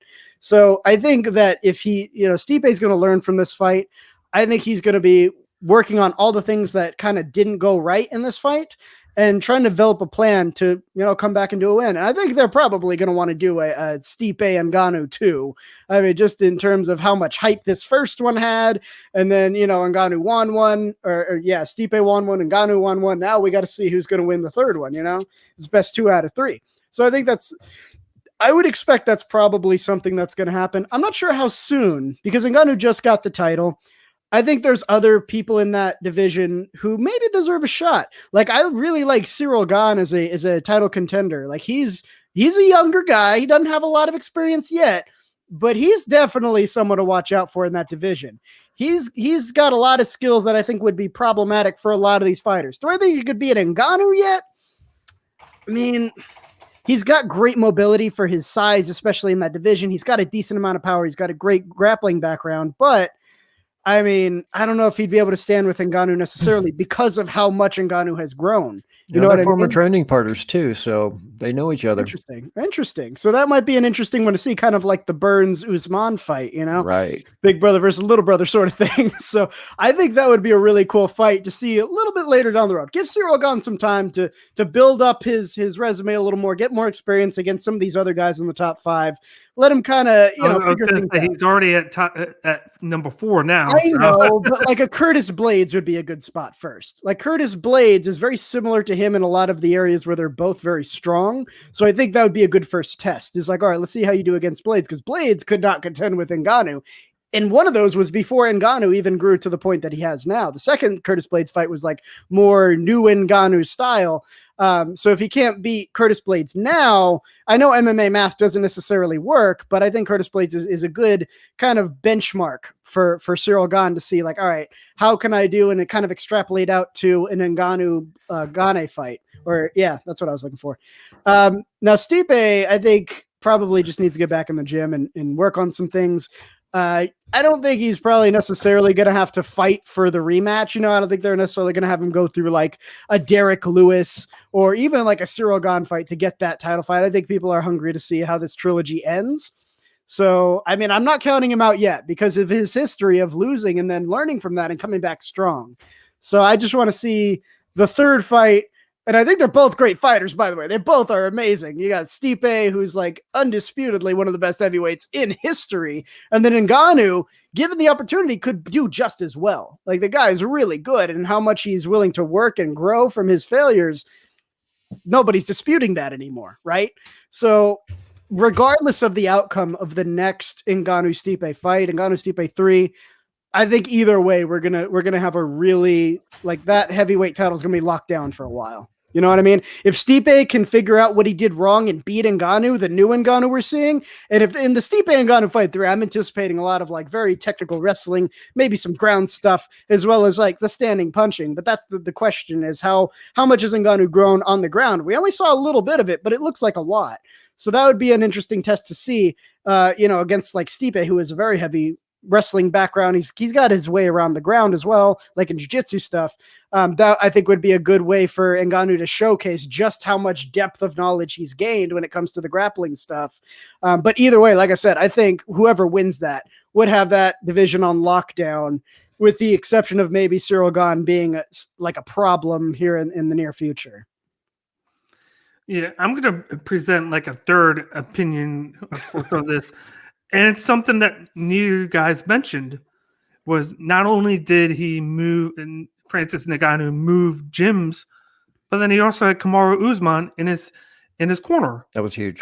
Which I was surprised that neither of you guys mentioned that, because he said that he was the guy in the corner that was keeping him at bay, have him be patient. Like, he worked with them all camp. He wasn't just a guy that decided to come for the fight. He was working with them the whole entire camp, showing them different looks, different moves, and was the driving force in him being patient in that fight. He came out and said, Usman was the reason why I was patient. He was preaching, just be patient, just be patient. Don't just shoot right in there with this guy, because that's how he lost the first fight. Right. If you go into it patient, it's going to be better for you in the long run. And that's what he did. He came in patient. He was still throwing, but it wasn't huge volume. A shot here, a shot there. Then he stuffed the takedown. He took Stipe down, and then, just like you said, Jay, that change from being in the front to whipping around behind him was just fluid motion. It was so quick. I'm like, whoa, like, I haven't seen that from him before. He just did that like he's been doing that for years. And he got behind. It looked like he was going to go for a submission, but then he started wearing him on him. And then Stipe got up. In round 2, when he threw that, when Stipe was moving back, like, you thought he threw a punch, but when you look at it, he threw an elbow straight to Ngannou's face, and it actually stunned him for a second, but he recovered so quickly that you didn't realize it. They actually asked him about the elbow, and he said, it stunned me, but I recovered right away. And then, because Stipe was already falling backwards, it was easy for him to recover, come in on the attack again, and knock him down, which he then... That's what led to the bend back of Stipe, which was at that point he was done. And then I did when he was walking to the octagon, a buddy of mine that was on with us when we were watching noticed and made the comment that Stipe looked a little bit too loose. Like, he was a little confident or a little unsure of himself going into the fight. Like, he didn't look serious. Like, it was kind of like he either thought that he was going to win, or he was so unsure what to expect that he wasn't ready.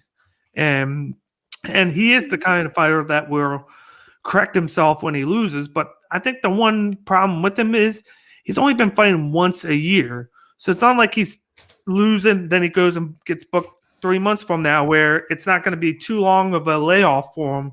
He's been fighting like once a year for the past 5 years because of his firefighter job that he does. He has said in the past that that's a main thing for him. He still wants to do that. And then kind of UFC was kind of on the back burner. Like, he was doing it when he wanted to. After this loss, this is the kind of thing where he needs to get back right away to try and, because if he waits 1 or 2 years, because he's going to have to fight somebody, because you got Derek Lewis and John Jones who are in line ahead of him right now. And we'll get to John Jones in a second, but those guys are in front of him. And I think Ngannou versus Lewis is the most intriguing matchup for Ngannou now, because he lost to him. And you did say it was the most boring fight, but I think that was a testament. Like, you should give some credit to Derek Lewis for getting into Ngannou's head, because Ngannou knows that Lewis can throw as hard as Ngannou can. I think he throws harder than he does, but Lewis has improved as well in different avenues, just like Ngannou has improved since that fight. I don't think their growth is 1-for-1 though. I think if we saw an Ngannou Lewis fight, Lewis is not known for the wrestlings, right? And I think that's one of the things we saw against the Stipe fight is Ngannou can now stand and wrestle. We don't know to what degree or to what degree of effectiveness he can do that, but against the Derek Lewis, who like is not really a wrestler or a ground fighter, I think he'll be fine. You know what I mean? I think if we got that rematch, it would just be Ngannou getting close, getting in that body lock, taking him to the ground and finishing him off. Yeah, but what we saw in the Blades fight was Lewis was able to defend it. No, because Curtis Blades didn't set up his takedowns. Curtis Blades did a bad job. No, the first one he set it up good. It's just that no, Lewis he didn't. I it. watched all three of those, and I was like, "What are you doing, Curtis Blades? What are you doing?" You got to give Lewis credit because before he wouldn't be able to stuff it. He's worked on that.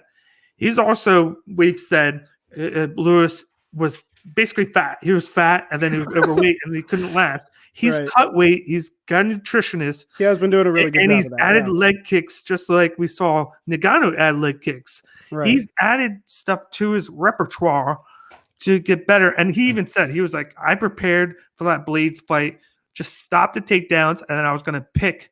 But that was what we said the first time too. That was the thing I said last time about it too, is like, if you want to stop a wrestler, that's a very detailed plan of attack and defense. His plan was, I'm going to hit him when he comes in. And like I said, that's a technique, not a developed game plan, because usually to stop a wrestler, you need to have some sort of wrestling repertoire to fall back on. If your initial like if you can hit them and stop them, that's awesome, but that shouldn't be where you put all your eggs in that basket. You know, it should be like front line to defense. If I can hit him and stop him, great. If he gets past that, okay, what are we into? Hand fighting? Are we looking at bicep control, elbow control? He gets past that. All right, I got to learn how to deal with body locks. I got to learn how to, reverse situations so I can get him up against the cage, put him in a bad position. Things like that. Curtis Blades didn't have that. He just had front line of defense. It worked because I think like I said, Curtis Blades did not do a very good job setting up those takedowns. So that front line of defense was enough to hold him back. But against a guy like Ngannou, again, if he has enough to get past that front line of defense, I think Derek Lewis is out of answers. You know what I mean? I think he's going to have a lot of trouble. He's like, you've seen guys that have fought like Stipe. Stipe doesn't throw as hard, but he can, like, he was throwing his hardest on Ngannou and he wasn't knocking him out because he's just not going to. That's not Stipe's thing. Certain guys, Stipe can do, he can knock out, but then his game is like mixing up the wrestling with like the combinations. Derek Lewis, he could knock out Ngannou. He's the one guy that has more power than Ngannou. He just, like, he has to work on like getting thinner and then being able to improve his gas tank, which he showed was a little bit better. We didn't get to see it to the extent because he finished Blades in the second round. Right. But like he still went 3 rounds with Ngannou right after that first Stipe fight, which you said you saw like that was where he needed to improve. But he was able to get into Ngannou psychologically before the fight. I think that'll work this time though, because Ngannou is a very different person now. I don't think that would necessarily work. You got to remember, both of them are. At that fight, Lewis was still big. He was still, he could barely last a round. Yeah, but like he still presents that knockout power. But he's improved in himself. That's why I think it would make a really good matchup. Because if he, just like in Ngannou, if Ngannou hits him, I'd be intrigued to see what happens to Lewis, how he reacts. But at the same time, I'd be interested to see how Ngannou reacts if Lewis can get a clean shot on him. Well, didn't he have that sort of dilemma with Rosenstruck, though? Because Rosenstruck's another big, heavy power hitter in that division, and he just overtook Rosenstruck. That was the strategy. You know what I mean? I feel like he could generally do that same thing with Lewis, but now that he's shown he has some ground and wrestling ability, you throw that into the mix, that just takes more options away from Lewis. He can't let Ngannou get too close now, so he's got to keep him at arm's length in that striking distance. But if it gets into a clinch or a body lock situation, I feel like Ngannou's got it all day. The difference with Rosenstruck is he's more passive. He tries to counter you, whereas Derek Lewis, he's more aggressive. He comes in there and we'll trade with you. except for like certain situations, like guys with wrestling. Like, but Derek Lewis wouldn't necessarily be able to do that if he knows Ngannou's got the wrestling. You know what I mean? Like he might pull back on because that's what he did with Blade, or not Blade. Yeah, with Curtis Blades, was pull back on the aggressiveness because he knows if he puts me in that wrestling situation, I'm in big trouble.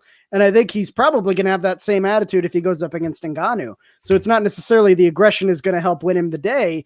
It's going to be how well he can keep Ngannou off of him. I still think he presents the biggest.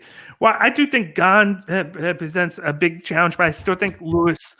I don't think Lewis gets the credit that people don't give him. Like he should get enough credit because he's had a lot of success in the division too. He leads the division with 14 knockouts.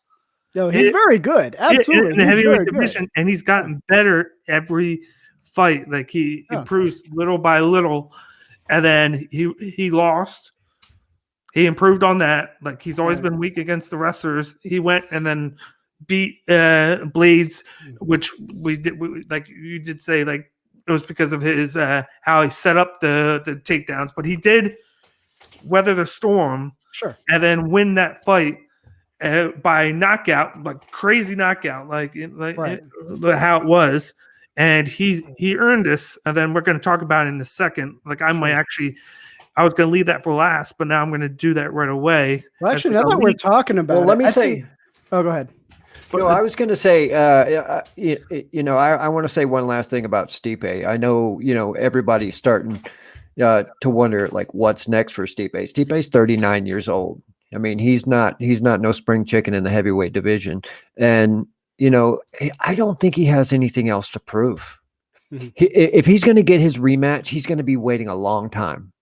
If you saw Dana White's face in the press conference, Stipe ain't getting a rematch for a long time. That's why I think it'd be interesting because we've been talking about, Derek Lewis in the number 2 spot, but he called out Stipe. He wants that Stipe fight. So maybe give him Lewis. And if he wins that, you can get another shot at Ngannou, or just the winner of that fight can get a shot at Ngannou.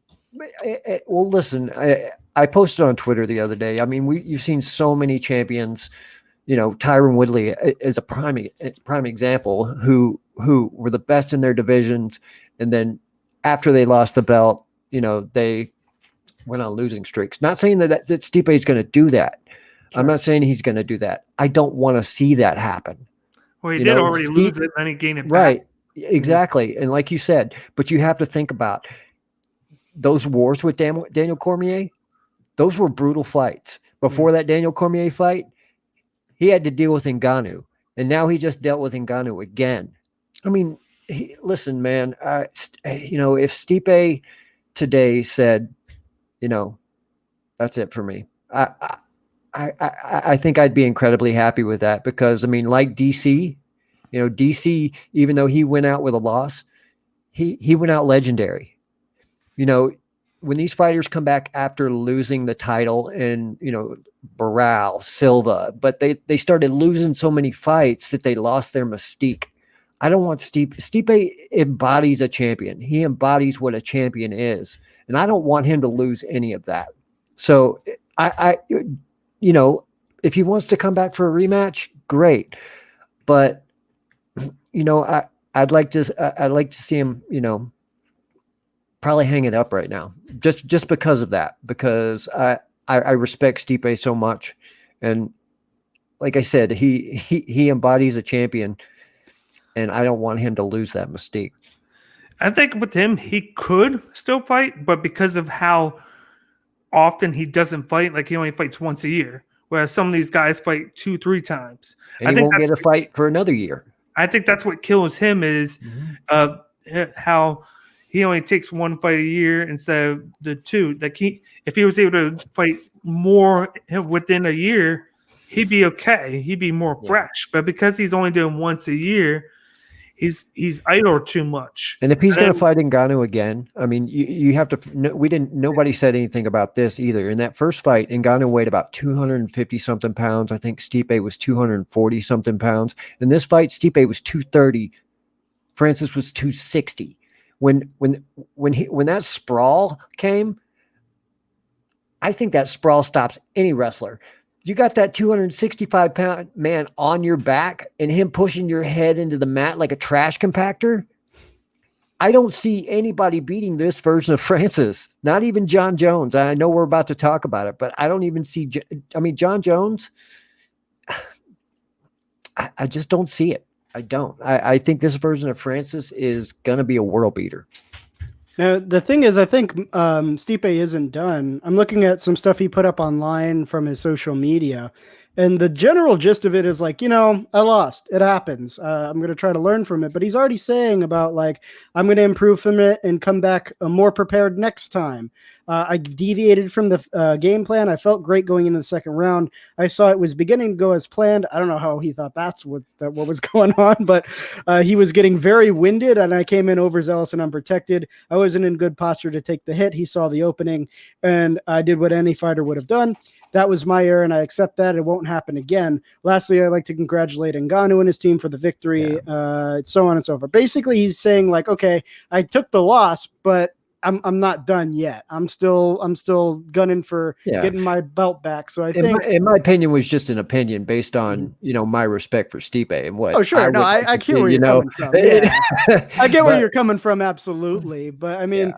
As far as like, we don't want to see these big icons, and especially guys who are like legendary in the division, kind of fall to the wayside. And then, it's like they say, nobody remembers your wins as soon as you start losing. That's all they remember. Let's just get a rematch. I don't want to see him fighting anybody else. That's let's just remember, this is just one loss. This isn't like Woodley where he lost 4 in a row, or even if you lost 2 or 3, it's just one loss. So that's why I'm thinking like Derek Lewis might be a good place for him to go. Yeah, because Derek Lewis wants that fight anyway, so why not give it to him? Well, he might not be getting that fight because of what we're going to get into right now, which is the topic we're going to get into is John Jones. Please cut me. He came out and asked for his release today, basically saying like he wants to be paid like a guy of his caliber, being one of the top guys in the sport. Before he even takes a fight. And I wanted to get your guys' opinion on this. I'll start with you, Miles. Man, I'm glad John Jones is doing this, and it's kind of a weird, like, bittersweet, like, yeah, but then also like, oh fuck, all right. so here's we've had this conversation about Dana White in the past. The whole, is Dana White worse than Ed McMahon? It's hard to tell, or not Ed McMahon. Who am I thinking? Vince McMahon. There we go. Ed McMahon. Wasn't he like a commentator or something? Yeah. My bad. Sorry, Ed. No, Vince McMahon. We had this whole discussion about like who's worse, and we just kept coming back to, well, they're both terrible. They don't treat their fighters well. Like, no health insurance, no benefits. I think it's like over a third of the fighters in the UFC get paid less than the average American. And given how difficult their job is, they're constantly having to be walking this tightrope of, if I lose like a fight or two, I'm done. And then I got to go back to, whatever job I was doing before at the post office or whatever. Like, it's an incredibly difficult and stressful job to try to keep, especially when you're below top 15. Like, stakes are even higher to win. And of course, these fights aren't free. They wear and tear on your body, and the fact that they don't have any sort of health insurance or any benefits is really bad. It's almost criminal. And a guy like John Jones, like, since Nurmagomedov, relinquished the belt and retired officially, John Jones is now the #1 men's pound for pound top rank, like, ever. So like he's earned his reputation. He's worked really hard. He's fought a lot of big guys. He's held on to that title for a long, long time. So like, you can't look at John Jones and say he hasn't earned at least a little bit better treatment than the average UFC fighter. You know what I'm saying? Like, I don't know if he's necessarily worth like McGregor money, because the difference between him and McGregor is McGregor, he did like a lot of side hustles. So a lot of that wealth is not necessarily just UFC money. He's building a lot on, his whiskey promotions. He's just a very good entrepreneur. And he's bringing in a lot of eyes from Ireland. Exactly. Yeah. So he's been very active in like generating his wealth outside of the UFC as well. But, the fact that he's been working on building his brand and stuff makes him worth more in the UFC, because every time he fights, those eyes that are on him outside of the UFC are going to be, doing the pay-per-views and wanting to see how he does when he's going back to fight. Now, John Jones, I think the difference is he really hasn't been doing as much as like a McGregor outside of the UFC. And, for a while he was the hot guy. He was the one on fire that everybody was talking about. Everybody wanted to see John Jones fight. And then he sort of lost some of that momentum. He stopped fighting as often. Now he's like in this weird limbo where he wants to go up to the heavyweights. And he's like, well, I'm going to wait for like the title fight because he's just being gifted that. He's not having to fight anybody in the interim to get that title shot. So I don't know. I think people have kind of like, if you step out of the spotlight, people stop giving a fuck. And I think that's kind of where he's at. He's trying to regain that spotlight a little bit. But at the same time, he's having to go like, you know what? Like, I think I've earned some better treatment. You know what I mean? Like, I think, I deserve more money than what you're offering me. This is kind of a shit deal for someone of my caliber. And I'm glad he's putting freaking, Dana White in that position to treat his fighters better. Because, I mean, if John Jones can get, a better negotiated contract because of his reputation, that doesn't necessarily trickle down to the rest of the division, but guys in the top 5 can maybe ask for better conditions there. It's kind of like what's going on with Amazon, right? They're terrified if one branch of the Amazon company gets unionized, then that's going to set a precedent for the others. Now, John Jones is kind of a very high caliber fighter, so like maybe it won't be for every division, but like Kamaru Usman, Yahovich, Israel Adesanya, Figueiredo, guys who are generally pretty popular with the crowds could then have a little bit more negotiating power. And at least that gets their, the fighter's foot in the door to later on down the line. Maybe they get better treatment, better benefits, healthcare, stuff like that, because it has to start somewhere. And I think this is a great place to start. It's like, okay, well, the top tier guys get treated really well. And then from the top tier guys, it becomes the top 5 of the division gets treated well, and so on and so forth until you got, a decent job, a decent living that also has all the things that a fighter should get, healthcare, benefits, things like that. They should probably have a fucking union, to be honest. But, this is, I think, just a smart financial move for John Jones, but it can have bigger implications for the rest of the company. And I think that's why Dana White's pushing back against it so much. He doesn't want to set the precedent. But, John Jones, I think, has more of the leverage in this sort of discussion here, because Dana White, the marketing has already happened for like the John Jones going into the heavyweight fight. So he's putting John Jones in a very difficult position. If he doesn't acquiesce, then, he stands to lose a lot more than John Jones, because John Jones can go other places and still be paid a decent amount of money for his talents. He just has to start, networking and marketing himself outside of the UFC brand that he's developed and start going into different stuff. Maybe do like, what McGregor did with the whiskey promotion or some shit. But at the very least, John Jones has options. And at this point, I think Dana White has fewer options. He still has options. It's just fewer options because of how much he's already sunk into building up this John Jones move up to heavyweight. So yeah, I think Dana White I just like it when Dana White is forced to treat his fighters better. It just makes me happy inside. So that's it. What about you, Jay? Listen, I mean, I'm not going to be long and drawn out about this. From the moment that Stipe got knocked out by Francis Ngannou, it was only a matter of minutes before John Anik and Joe Rogan and Daniel Cormier were talking about John Jones. Yep. Once they started talking about John Jones, the first thing I did was head over to Twitter, because, John Jones, he loves Twitter. Mm-hmm. And I knew he would start saying things. He said the wrong things to start, specifically show me the money. Mm-hmm. Now, we talked about this earlier. This may have even been before the show. Last year, before John relinquished the light heavyweight title, once he did it, he was doing it because they were trying to make a Francis Ngannou and John Jones super fight, not for a title, not for anything. And when John did that, he said, yes, I'll fight Francis Ngannou, but you're going to have to pay me. And this was almost a year ago. Mm-hmm. Here we are, 9-10 months later, and this fight is over. And there's been no negotiations. No fucking negotiations in the past 10 months for whatever outcome might have happened here. If Stipe wins, if Stipe wins, if Francis wins, who the fuck is John Jones's manager? Because you need to fire that motherfucker. You need to fire him. Go find Ali Abdelaziz. I guarantee you hire that guy, you're going to get the money you want. It's all about who your manager is. So from the moment that Francis knocked out Stipe, John Jones came out, said, let's play. He said, show me the money. Fast forward to the press conference. Dana White. The first words that came out of his mouth was, if I was John Jones, I'd be moving down to 185. That right there told me he don't want John Jones to fight Francis Ngannou. I ain't going to pay John Jones to fight Francis Ngannou. I'm going to milk this cow for everything it's worth. You think I want John Jones to come in and take away my cash cow? Because all people were talking about is Francis Ngannou is on a rocket ship to the stars. And that's all Dana White. All Dana White has in his eyeballs right now is money. He's going to milk everything he can out of this Francis Ngannou title run.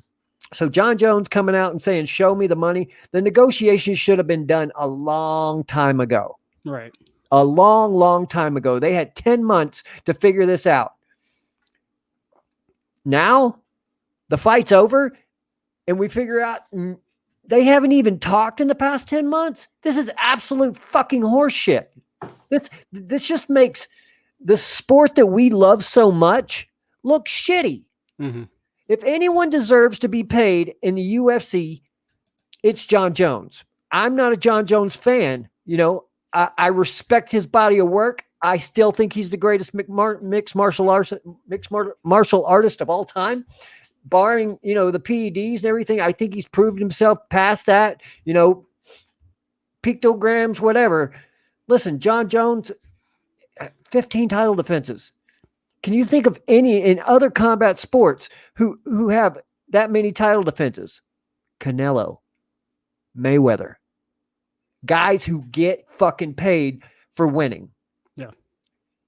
If you're a fighter and you win and you have that many title defenses, I mean, I don't want to call it Deontay Wilder money. I mean, we're talking what, $30 million? They pay McGregor $50 million.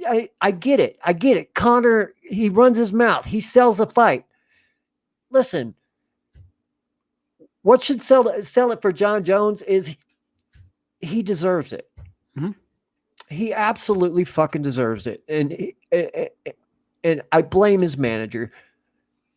This should have been done a long time ago. From the moment he relinquished that light heavyweight title in anticipation to move up to heavyweight, we knew that DC and Stipe were going to fight. We knew that John Jones wasn't going to get the fight after Stipe and DC. It was already said that Francis was going to get it. So John Jones's plan was to bulk up and be ready for whoever wins between Stipe and Francis. And there's no fucking deal done, man.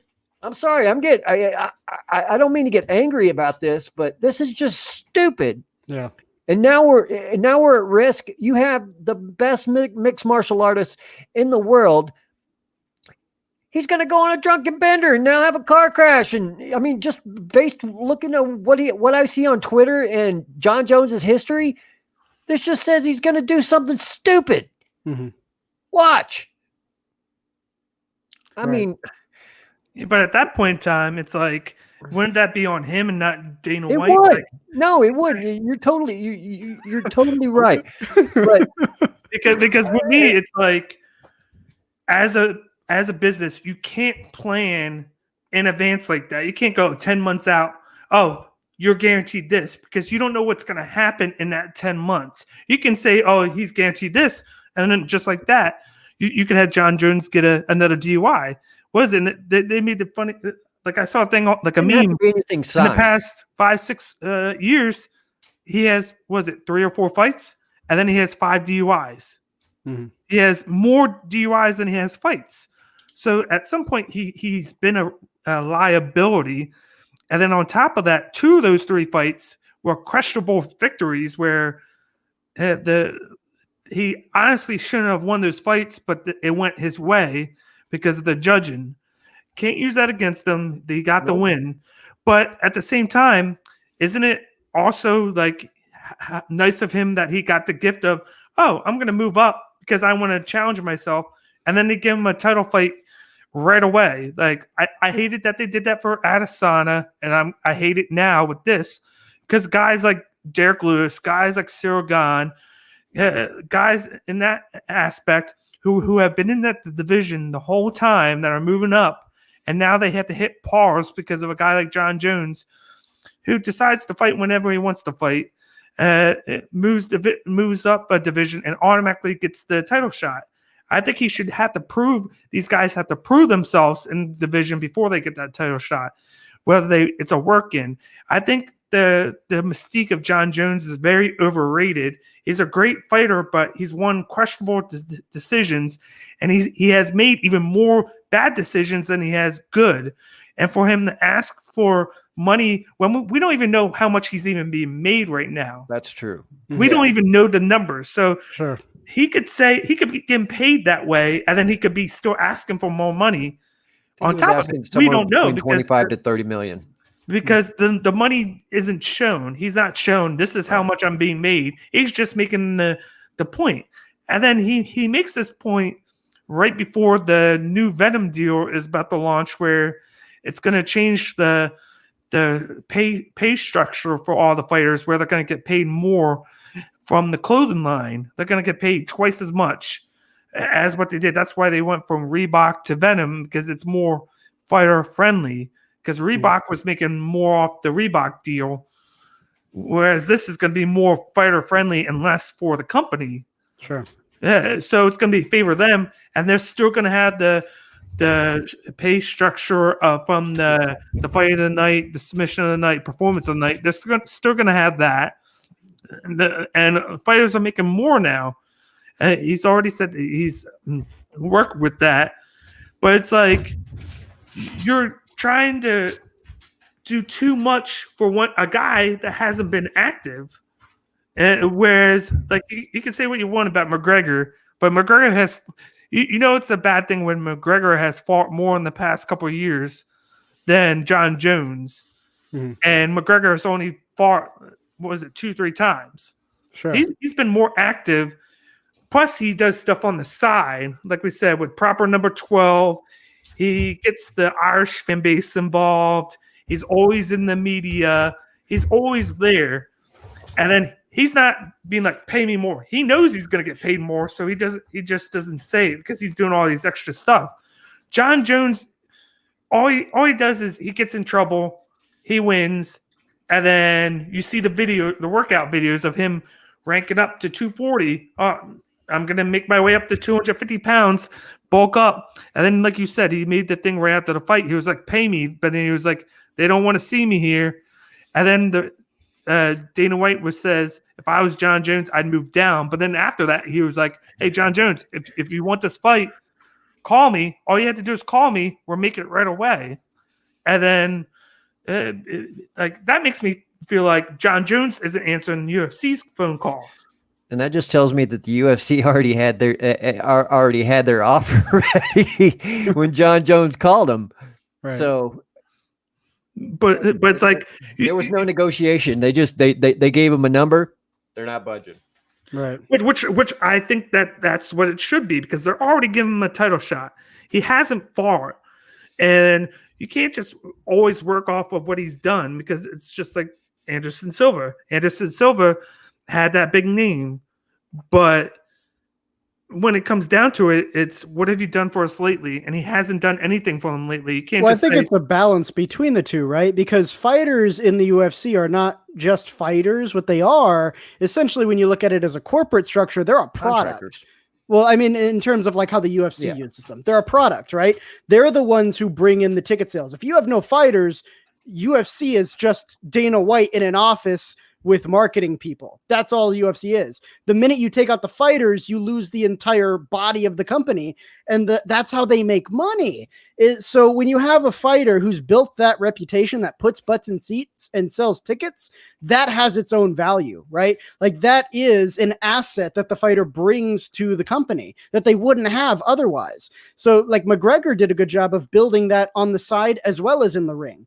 John Jones has built it in the ring, but you can argue he spent a long time building up that, like you said, 15 title defenses, building up this legacy of having a very big reputation.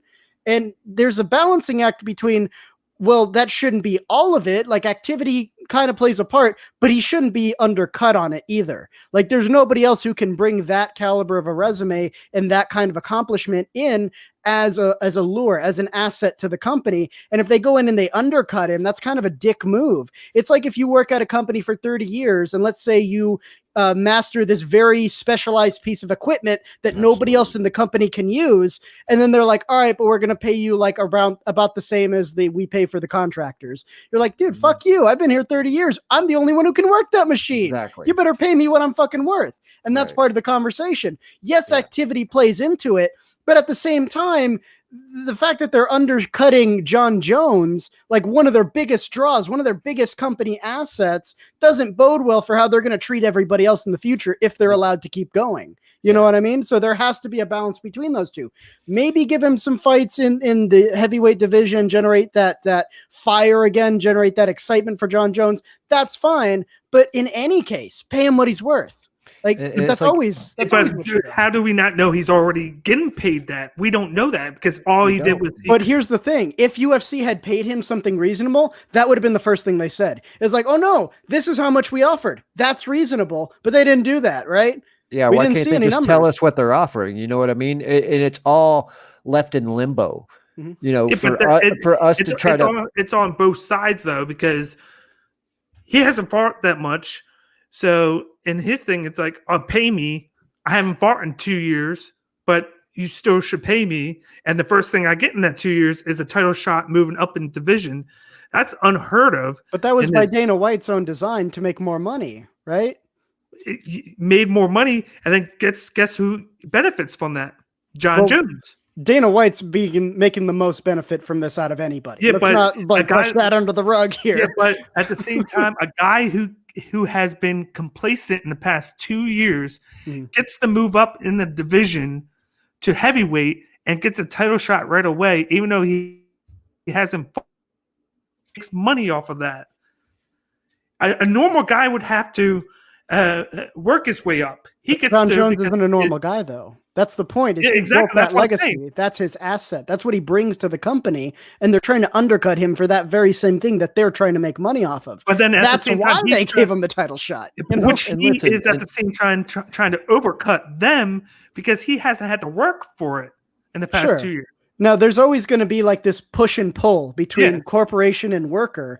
Now, it used to be the case that corporations had to provide more for workers. There used to be unions everywhere. There used to be better pay, better benefits. And then over time, that's fallen away, and that's become precedent. Now, in an industry like the fight industry, that's particularly really bad because these guys are busting their bodies over years and years and years and having long-term damage, and they don't even get health care. And now Dana White wants to set this precedent where even if you're a superstar like John Jones, who's built up this reputation, they'll undercut you. They don't care. So like if somebody else comes up, like we were looking at Makhachev in the lightweight division, let's say Makhachev becomes like the next Khabib. Are they going to undercut him too? Are they not going to pay him what he's worth? It sets a precedent. Exactly. You're exactly right. It does. It sets a precedent to upcoming fighters, you know, all these fighters that are coming up, you know, that could be potential superstars. It's just telling them as well, guess what? When you get up to John Jones level, you're not going to make that money. Mm-hmm. You know, but what about Khabib? Why hasn't Khabib talked up? What do you mean? Khabib, because he was the pound for pound number one up until he just retired. You didn't hear a word. But he negotiated his deal like 3 fights ago to where he was getting like massive Conor McGregor money. Like he negotiated to because he has that line of communication with Dana White. He talks to Dana White. Right. You heard Dana White in the presser. Hey, John Jones, if you want this fight, contact me. And But what's the first thing he did? He posted this thing today saying, "Please cut me." Yeah. Now, you can't come at one side and then when he tells you to contact me and then go the next day and be like, "Please cut me." That's you. That's you. I think they probably had some interaction before that. You know what I mean? I feel like you don't set up a big fight with like, okay, you're going to fight whoever. He's done that. The second time. Okay. But like, I think he's totally in the wrong here. I think John Jones is totally in the wrong here because of that. I think they're both in the wrong. I don't think Dana White's in the wrong because he's set it up to the point where he's like, I've had all these people complaining about money. So what does he do? He sets up a deal with Venom. He tries to get people more money. This thing wouldn't be like, you could say, yes, the fighters are the ones that bring in people in the seats. But there would be no UFC if it wasn't for Dana White. There'd be Bellator, in the beginning. Yeah, he's not going to get he's not going to get money in Bellator. No. What I'm saying is, if like UFC fell by the wayside, the fighters wouldn't be completely out. There's other options they could go to. There's a Bellator, there's ONE FC, there's Strikeforce, so on and so forth. UFC, if the fighters leave, UFC is done. There is no UFC. And the fact that they're undervaluing all of their assets, really, especially when they're like, "Oh, we'll pay you more money." Yeah, how much is more money? Give me like hard numbers because they're like, "Oh, they're going to pay the fighters more money." They won't do it. Well, that's the thing. Even if it's true, let's say that the Venom deal goes through and the fighters do get more money. You've got a third of the UFC fighters making less than the average American. What? Now maybe that third gets like from 30 grand to like 40 or 50. I mean, is that really a freaking improvement to brag about? You're still undervaluing your fighters no matter how you slice it.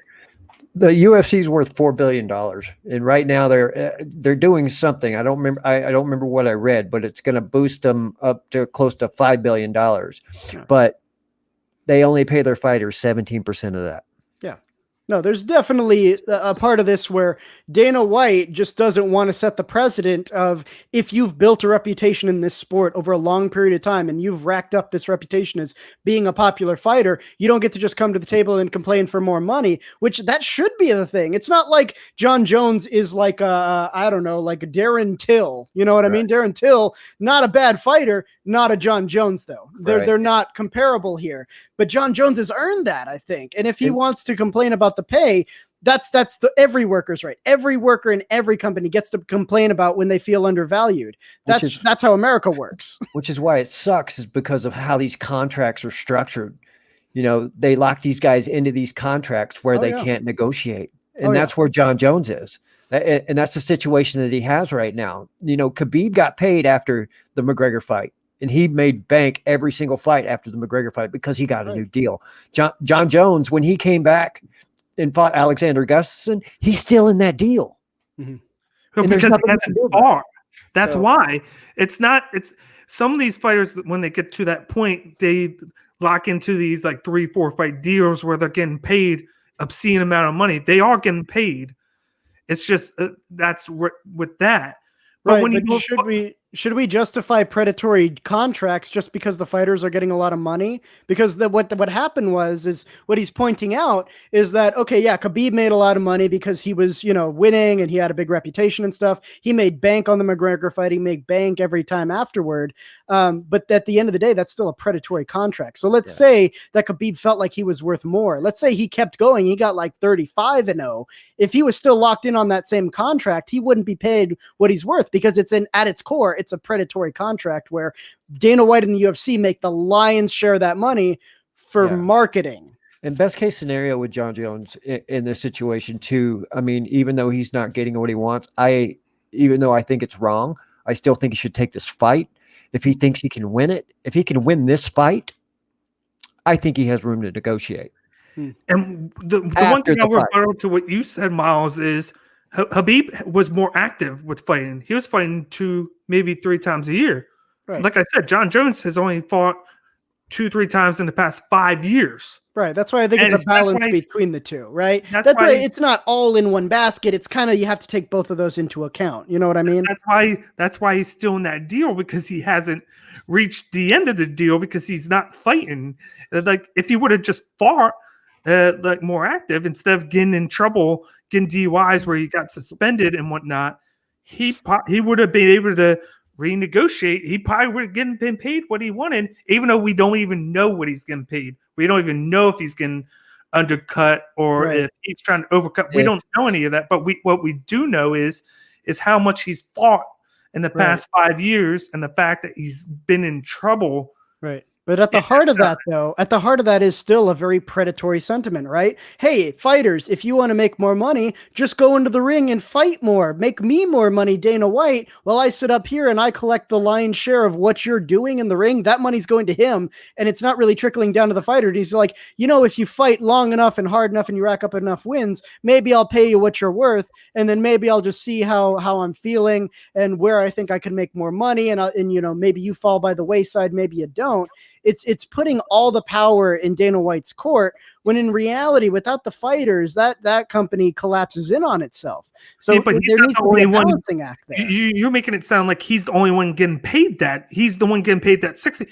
They distribute 17% of the profits to the fighters, though. Like he's getting a lot of money relative to what the fighters but then are at making. the same time, you got to think, who else is in that organization? It's him.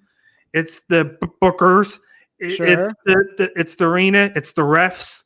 They're giving Bruce Buffer, who shows up for like maybe an hour of work, 50 to 100 grand per fight. Like they've got some wiggle room on the books, and it should be the case that once you get to the professional leagues, you're taken care of as a fighter. You shouldn't having to be fighting for a contract that seems like it's all right. They should be taking care of their fighters a lot better, to where there wouldn't be this whole like, oh, I'm not getting paid what I'm worth, if the contracts were fairer and they were better deals for the fighters overall.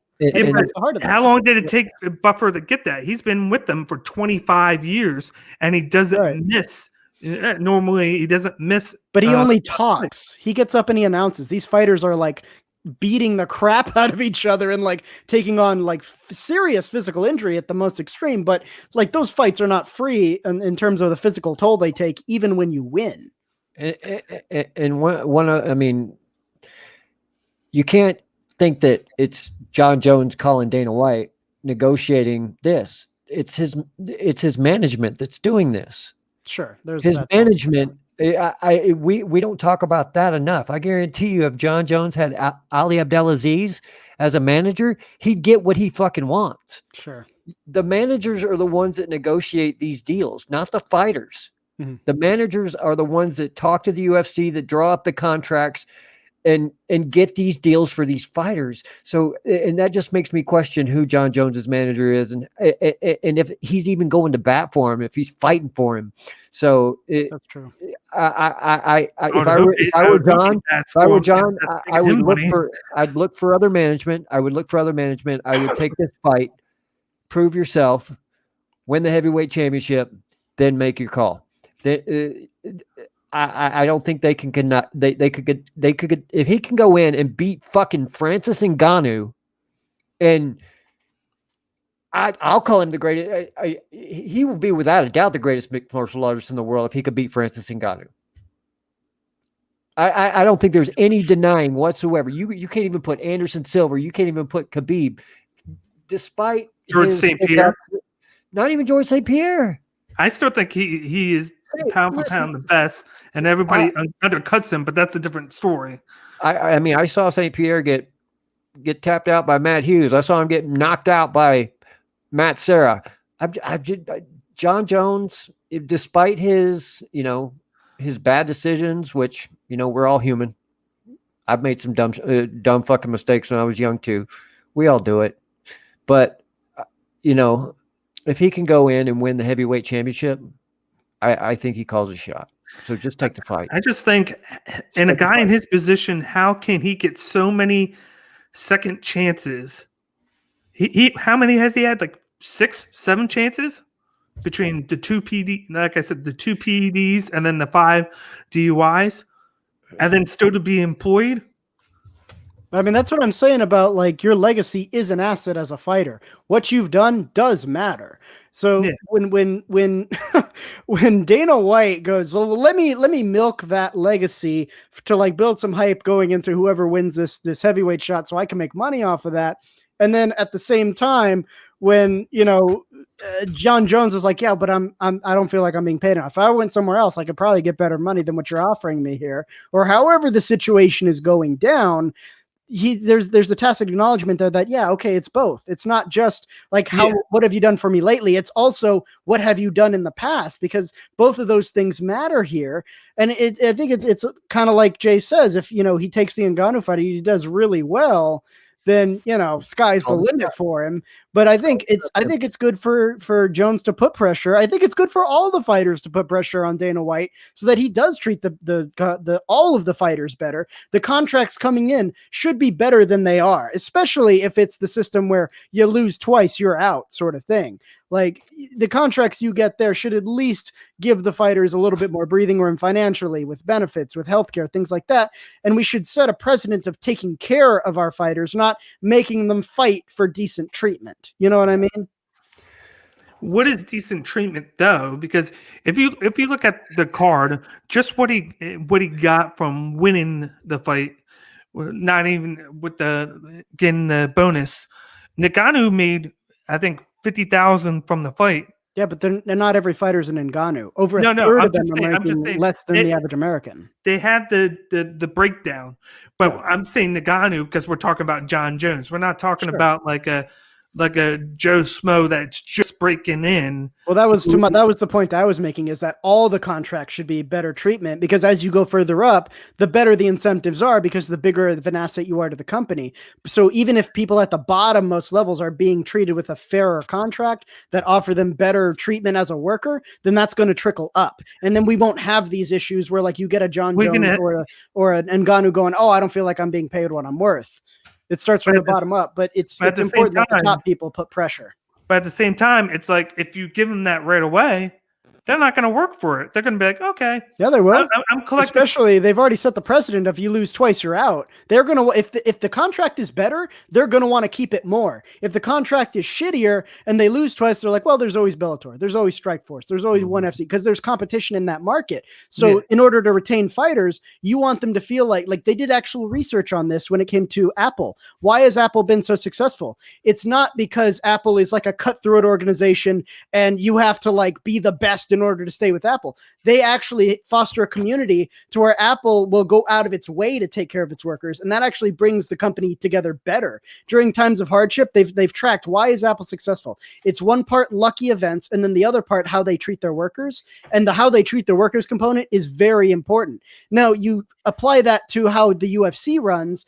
Without the fighters, there is no UFC. They need to be well taken care of, because what you're going to see is if they take better care of the fighters and they move that like 17% that they distribute to the fighters up to at least like 40% to distribute among the fighters, you can also take a chunk of that, put it towards like benefits and healthcare and unions and shit like that. What's going to happen is when a fighter, Joe Schmo or whatever, gets up into the UFC, you don't know if he's going to be a superstar or you don't know if he's going to be a flash in the pan. But if you offer a good contract that's beneficial to the fighter and not just inherently one-sidedly benefiting the UFC, and say, okay, well, if you win enough, we'll give you better terms, then the fighters, even at the bottom, are going to work harder to keep that really good contract versus the contract that's really shitty for them. They're going to go, well, if I lose it, I can use my stint in the UFC to market myself in Bellator or one of the other competitive leagues. Yeah, but that's where they get lazy, because you see this in every other sport or promotion. When you get in, you got to earn your keep. Yeah, but that's true. You're coming in at minimum wage in football, right, baseball, basketball, hockey, whatever. You're coming in minimum wage. When you show your worth, that's when you get paid more. That's when you get that That's extra, the same, because you've it's the same problem in all of the arenas. Like, what I'm pointing out is an issue in all of the other sports who treat it that way as well, right? But there's no problem in any of the other ones. They don't talk about that because they know. In like football, they have even less negotiating power than they have in like UFC, arguably. But they're getting paid bad money in that. And NFL is still making bank because they're making more of it. But you don't hear them complain because of how much. Actually, wasn't there a class action lawsuit against? Hold on. I think there was a class action lawsuit for exactly this that we're talking about. Against, I want to say it was either the NFL or it was the NBA. It was one of the two. Hold on, let me look it up. but I do know is like you can't just go up there. Oh, this guy's just getting in. Let's give him $50,000 a fight, even though he hasn't proven himself. Because you got to earn the contract. You got to earn it. Yep. And then you're not going to get a guy that's fighting on the prelims that is just making his debut, like I said, and give him $50,000 right away because that's what they want. So he has to earn it. I mean, you'd make so here's the other kind of balancing act there is that there was a fighter in 2019 who made 10 grand fighting in the UFC all year. That was it. They only fought once because when you're on the lower card, you don't necessarily get as many fights because there's no hype around you. You know, they just kind of put you in where they need you in the early and lower. I think that's where they get more. Well, I mean, maybe you just get put by the wayside. You know what I mean? Because like some fighters, like I said, a third of them aren't even making more than 30 grand. So a third of them are not getting enough fights to even make enough to be an average American. They would be making more as a teacher. So like that just shows you that it's not necessarily the case that when you're in the lower bracket, you get more movement because of these prelims fight, especially when you're doing like fight nights and stuff. It seems to be the case that when there's a third of the UFC that is making less than the average American, there's not as much mobility, even in the lower bracket. And then even when you get up to the higher bracket, the fact that you can get logged jammed by no fault of your own, and as a result, not get to fight. And then maybe that year you make like whatever money you make off of one fight, that can also be a problem. So even when you get good, there's not necessarily a guarantee that you're making decent money, depending on what's happening within that division. But if everybody has better contracts with fairer terms and better pay, then that's not an issue anymore. And like they can keep the 2-strike rule and everything to make sure that they're not just shilling out money and people are like not fighting and just taking advantage of the contract. It's fine if you want to keep it that way, but don't undervalue your fighters. And to my point right here, there's a class action lawsuit to the NCAA that's been fighting over things like money and likenesses, basically the way that they're compensated for their reputation that they've built in the NCAA that translates into likenesses on pictures or on video games, on this and that. They feel like they're being undervalued. And this is a systemic problem in the sports world. That's college. And then the rebuttal towards that is they're getting paid, not getting paid, they're getting scholarships that are getting them free education. Plus, they get just to do that, which in most colleges, they're getting $100,000 scholarship for 4 years out of school for nothing. Sure, but at the same time, it's a systemic problem throughout the sports industry that athletes, they just go, well, we pay you a bunch of money, but at the end of the day, it's like, well, sure, but it's still not a great deal relative to how much everybody at the top is making, who's not having to go out there and perform and not having to bust their body and not having to be basically the core of what makes up that company. They're getting a relatively small portion of what they could be making. And the excuse is, well, we pay you a bunch of money. And it's like, yeah, I'd rather like be paid a little bit less, but have more benefits and have more like contractual leverage and have more say so in what terms I get, because that in the long run would be better for all of the athletes. In this case, all of the fighters in the UFC, that would benefit them more than just we'll throw some money at them with a Venom deal. You know what I mean?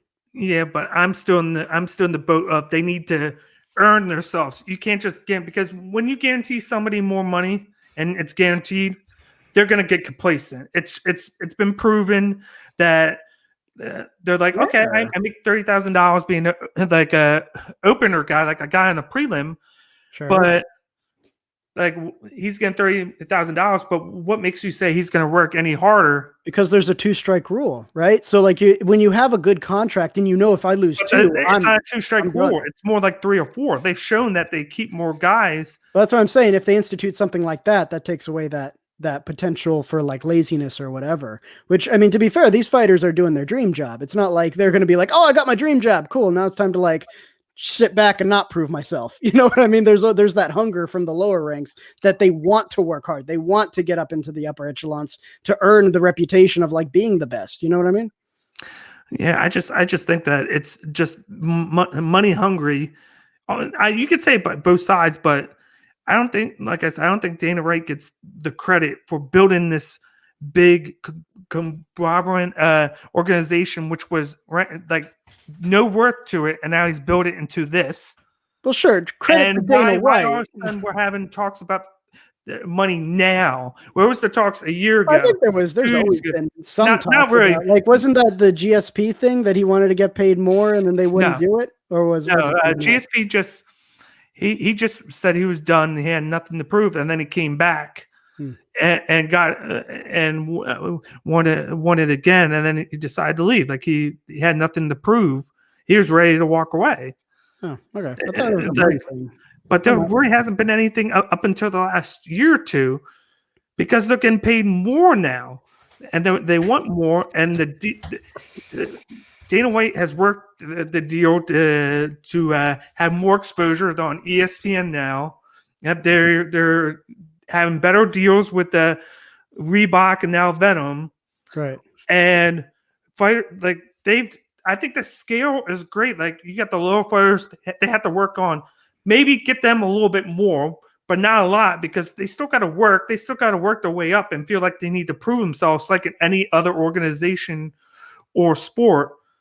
Then you get to because the majority of the money that is made is based off of the main card, because most of the people, because the prelims and stuff, they're on free TV, right, and not the pay-per-view.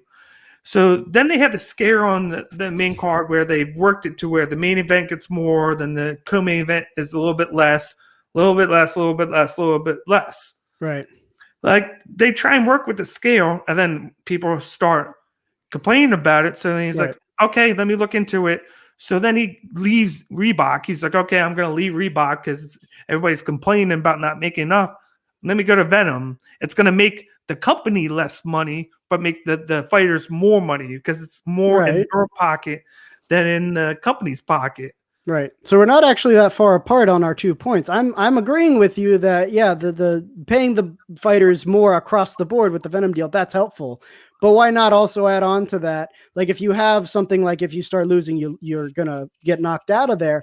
Also have things like health benefits, because that's going to help the fighters. They're going to be better taken care of. They're going to be healing faster, have access to better care after a fight. So with their recovery time is going to go down. They're going to have more time in the gym. And if the terms are a little bit better, I'm not saying do away with the scale. Sure, the scale is going to exist no matter what, but I'm saying make it a better overall deal for all the fighters, because then one, they're better taken care of. They get to fight more often. They're fight ready more often, so they can take these fights on shorter notice, because they're not having to deal with the normal issues that they have when they have no benefits. There's no net there to help them out.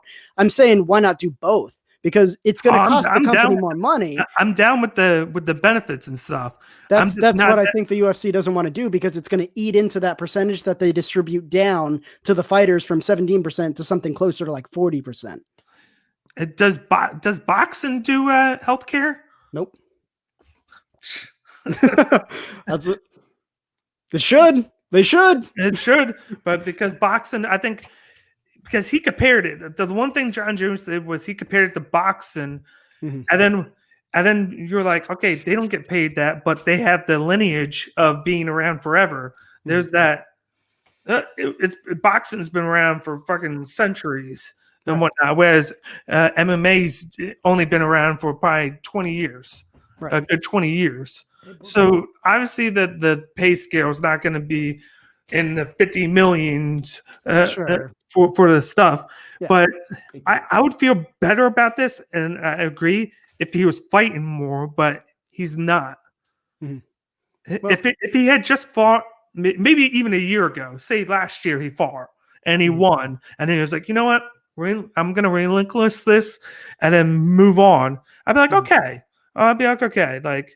And then there was something in it, like he had just fought, but he hasn't. He fought 2 years ago, and then he's fought only 3 times in the past 5 years. Mm-hmm. So you want me to pay you more money, but then not know if you're going to be more consistent of a fighter that I'm expecting to get from you by paying you that much, of being that top guy. You want the top guy to be consistent with fighting. Mm-hmm. And if he's only doing once every 2 years, is he worth that money? Well, I mean, they're also kind of creating log jams in the divisions because of how they're kind of moving all the good guys up to the top, and then they're like booking a bunch of them, and then it's like, oh, we have to wait for this movement to happen. So there's going to be a degree of that coming up, especially like in the lightweights and the middleweight division. As we stack these divisions more and more, we're going to see less fighting out of fighters just because they can't get a fight. So I mean, but with him, he was the champion. Sure. So he didn't have to worry about that because guys were coming in to fight him. So but if you set that precedent, then it's going to affect everyone else who's in that same sort of situation, even if it's not necessarily by their choice. If you set that precedent, it's not a good idea. I just think he needs to earn it. I think he needs to earn it. Damn it, John Jones, stop being lazy. Like I want to see guys like actually fighting and then earning it. I'm hating where if it's a loud jam, that's one thing. But if they're just I'm just fighting now. I'm trying to get that fight, so I'll not fight just to wait on the stance. Kind of like he wasn't doing it like. I'll just say real quickly before we move on to the last thing because we've already gone like 3 hours. Oh boy! But Charles Oliveira was like holding off on fighting. Right. At the position that he's at to get that title shot. And he was holding off when he could have fought. But then he was giving it just because Poirier wanted that McGregor money fight. And then he walked into the situation where because he waited, he got it. I want to see guys fighting. I want to see him going like, if they think that they should get it, they should prove it, not sit by the wayside and wait, unless it's a situation like where, because you've had these fighters that were given it and then they lost, they lose the chance of fighting it, but at the same time, by not fighting, that hurts you even more. Mm-hmm. And I think some of it is people being in agreements with where they're already guaranteed this money amount by having like a 3 or 4 fight deal, and they know that no matter what, they're guaranteed that, so they're just going to wait. Where you have the up-and-comers who are not on that, they're moving on up, wanting to get that deal, and then they get the deal, and then they become that. They become of what they weren't before because they're guaranteed. And once they get guaranteed, it's like, I'm going to fight when I want to fight. Because you see guys waiting, that I don't want to see wait, but they're like, oh, I'm in the top 4 now. I'm just going to wait. Masvidal is ranked number 4, and he waited a year, and then he's given the rematch over guys like Covington, who fought in October. He probably should. He in that situation has a right point to wait because he should be given that, but they gave it to Masvidal. Well, that was also Dana White's call. You know what I mean? I don't think anybody saw that coming. Like, what? Masvidal again? What the fuck? But it's like there's a lot going on. I think it's a dense issue. It's a dense topic. Yeah, I think it would be easier to dissect if we knew how much he was getting paid. Sure, that is a factor, right? And then if say like he was only getting paid, say like $40,000, I'd be like, okay, yeah, you're right. And like he is getting undercut, and he should get paid more. Mm-hmm. But it's a little bit of everything, like how much he's getting paid, how active he is, what is he doing for the UFC right now, compared to like his off fighting issues. Like there's a lot with John Jones. Like if we were talking about somebody else, it would be like easier topic. It would be easier topic. Sure. I could kind of like be on a middle ground with, but he's been in trouble more than he's fought. Sure. So it's like, and for him to try and demand something after being lucky enough to still be in the UFC, yeah, he is pound for pound number 1, but he's been a liability there. It's probably last thing. I think that better, stronger contracts that define better benefits for like the fighters, but also have like, you define behavior requirements. You define this is what we expect from you in terms of how frequency of fighting, how often you train in a week, that sort of thing. Contracts with clearer terms on both sides, I think, would fix a lot of these issues. But at the same time, if you're going to be redrafting the contracts, then make them better for the fighters. Okay. But the last thing I want to get before we get done is just very quickly. They just announced that Poirier and McGregor 3 is going to happen, and it's going to be July 10th. And just really quickly, give me your predictions. I'll start with you, Jay. Well, first, let me say, hey, these two guys are getting paid what they want to get paid. That's why they took this fight. Good point. These guys are getting paid, motherfuckers. Yep.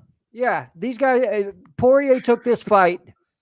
Poirier took this fight over a title fight because if he took a title fight, he'd make $1 million. You know how much he made in that Conor McGregor fight? He made $7 million and counting.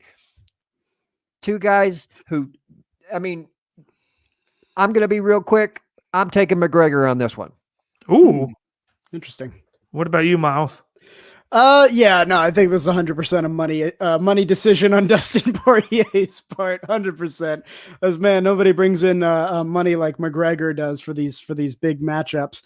I don't know. It's interesting. I think I'm wondering if this is going to be Conor McGregor's graceful exit. You know what I mean? Like I came in, I did the Poirier thing, and he's gonna have this be the finishing off of McGregor. And so he can go in and free himself up to do other stuff. Or if he's hungry again, if he lost that first Poirier fight and was like, fuck, I got some work to do. And he's been, in the gym, he's been working, he's been covering those weaknesses that popped up in that first fight because he's hungry to get back into the UFC and really start fighting again. And I think, McGregor's got the tools. If he's trying, if he's dedicating himself to it, I think he has the tools to go toe to toe with Poirier and give him a lot of problems. Now, I don't want to undersell Poirier either because he's shown he's grown a lot as a fighter just through his career in the UFC. He's been putting in the work. He's beat a lot of big names, people who, people didn't necessarily think he would do well against. He's come out on top and really, really shown some people that, he's a force to be reckoned with and definitely a contender for the belt. But I think if McGregor's serious about sticking around, then he needs to put on a really strong performance and get a win over Poirier to be a contender for the belt again.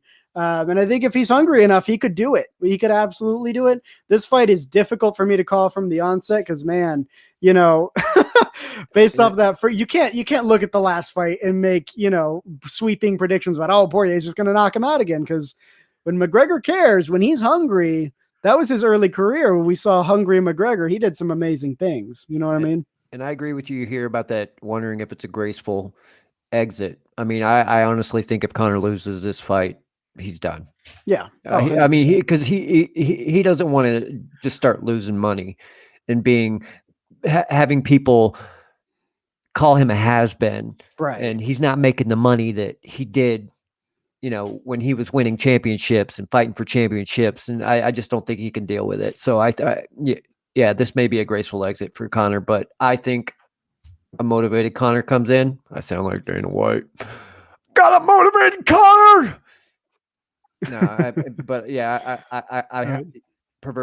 Proverbial wisdom has me saying that Conor does the right things in this fight, and he gets Poirier out by KO. Nice. It all depends on, like you said, what McGregor shows up. If he's focused, he has a chance. But if it's anything like the last one, I'm gonna go Poirier. I'm a big McGregor guy. I just don't know what McGregor I expect to see in this. It's too like what ifs with him. Like if he was able to become the old McGregor, I could see McGregor win no matter what. But the game has evolved. I don't think he has evolved with it, and that's why I'm going with Poirier. They're getting paid though. They get paid. That they fight, All right.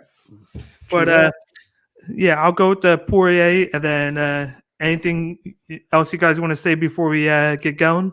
We got Anik on Wednesday. That is right. Oh, that's right. Yeah, we got Anik. We're interviewing him Wednesday at 7 Eastern time. It'll probably be released in a couple weeks. We got a couple interviews that are ahead of that. So I've got that. So look for that one to be released on I think April 21st. I think it is. We're going to release the John Anik one. I'm looking forward to that. And then we're actually we're off this week, because of Easter. There's no fight card, so we won't be on next Monday since there won't be a card. And then I have I got the Sam Alvey interview released next Wednesday, so I'll probably the next time we'll be on is next Thursday to preview the UFC on ABC Vittori versus Tillman fight. Nice. I'll be on to preview that, and then we'll be back to normal. All right. Yeah, But Got some big events coming up, man. Yep. UFC 261 is going to be no joke. I think it's going to be the best card of the year. That's gonna be a banger. It's a gonna be the best. banger. I mean, I didn't even need Usman versus Masvidal. Right. I just want to see those two women's fights. Oh, And hopefully we see where they plug in Ortega Volkanovski, right. where they plug that in. I have a feeling they're going to plug that in with Oliveira and. That's what I was Chandler. thinking. I mean, it's ideal. I mean, I know I was saying, hey, throw it on 261. We'll get 4 title fights for the first time. No, I can't And think like that. I think that would be the first fight in Houston because they're going to be doing all these fights now in Houston now. Yep. An hour from me, actually, just an hour down the road. Yep. And have they mentioned anything for June? Whatever the pay-per-view is for June, they don't have a headliner for that one yet, do they? I don't think so. I can look it up right now. Hold on, give me a sec. No, I don't think so. They have up through. Let's see. That's June is May. Figueiredo Moreno too. Yeah, but right. I don't think they're going to headline a June card with Figueiredo or Moreno. They'll add something. That's to that. That's a big matchup. That was the fight of the year, basically last year. Still, I don't think that's going to headline a June card. Personal Why not? opinion. Personal opinion. No, that's a banger, dude. I love that fight. I fucking love that fight. That fight definitely was one of the best fights of the year. I love Brandon Moreno. I mean, even though he didn't win that fight, it became a draw because the way it happened. But it was still a banger. It was such a great fight. That's why I think it would be. And if they headline it, hey, good for them. Yeah. Yeah, and then after that, I think the next one's not until July. Which is that's Connor. The Connor Poirier, and then there's another one that they're targeting for that card. They might put Volk Ortega for on Moreno, and That'd be cool. Yeah, that would be good. That'd be a long wait. That's why I think the May one would be. Yeah, I think the May's ideal. Idea.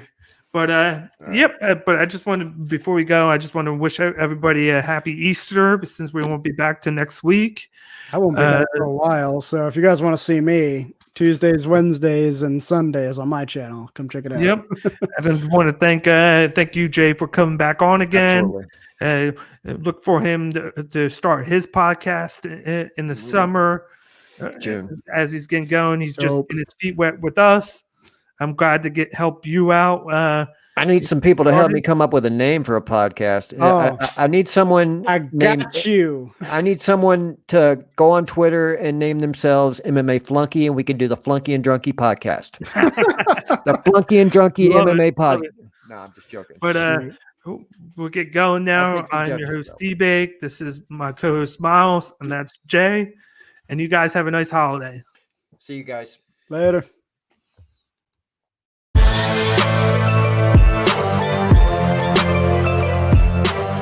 Thank you for watching this episode of Cage My IQ on the Sports Box.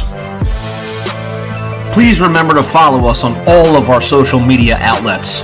On Facebook at Sportsbox Show, Twitter at Sportsbox Show, Instagram at The Sportsbox Show. Find us on YouTube and join Outside the Box, our Facebook sports discussion group. The Sports Box is brought to you by our sponsor, Showcase Sports in Hamilton. Showcase Sports for the elite athlete. And also our friends over at CrowdPlay.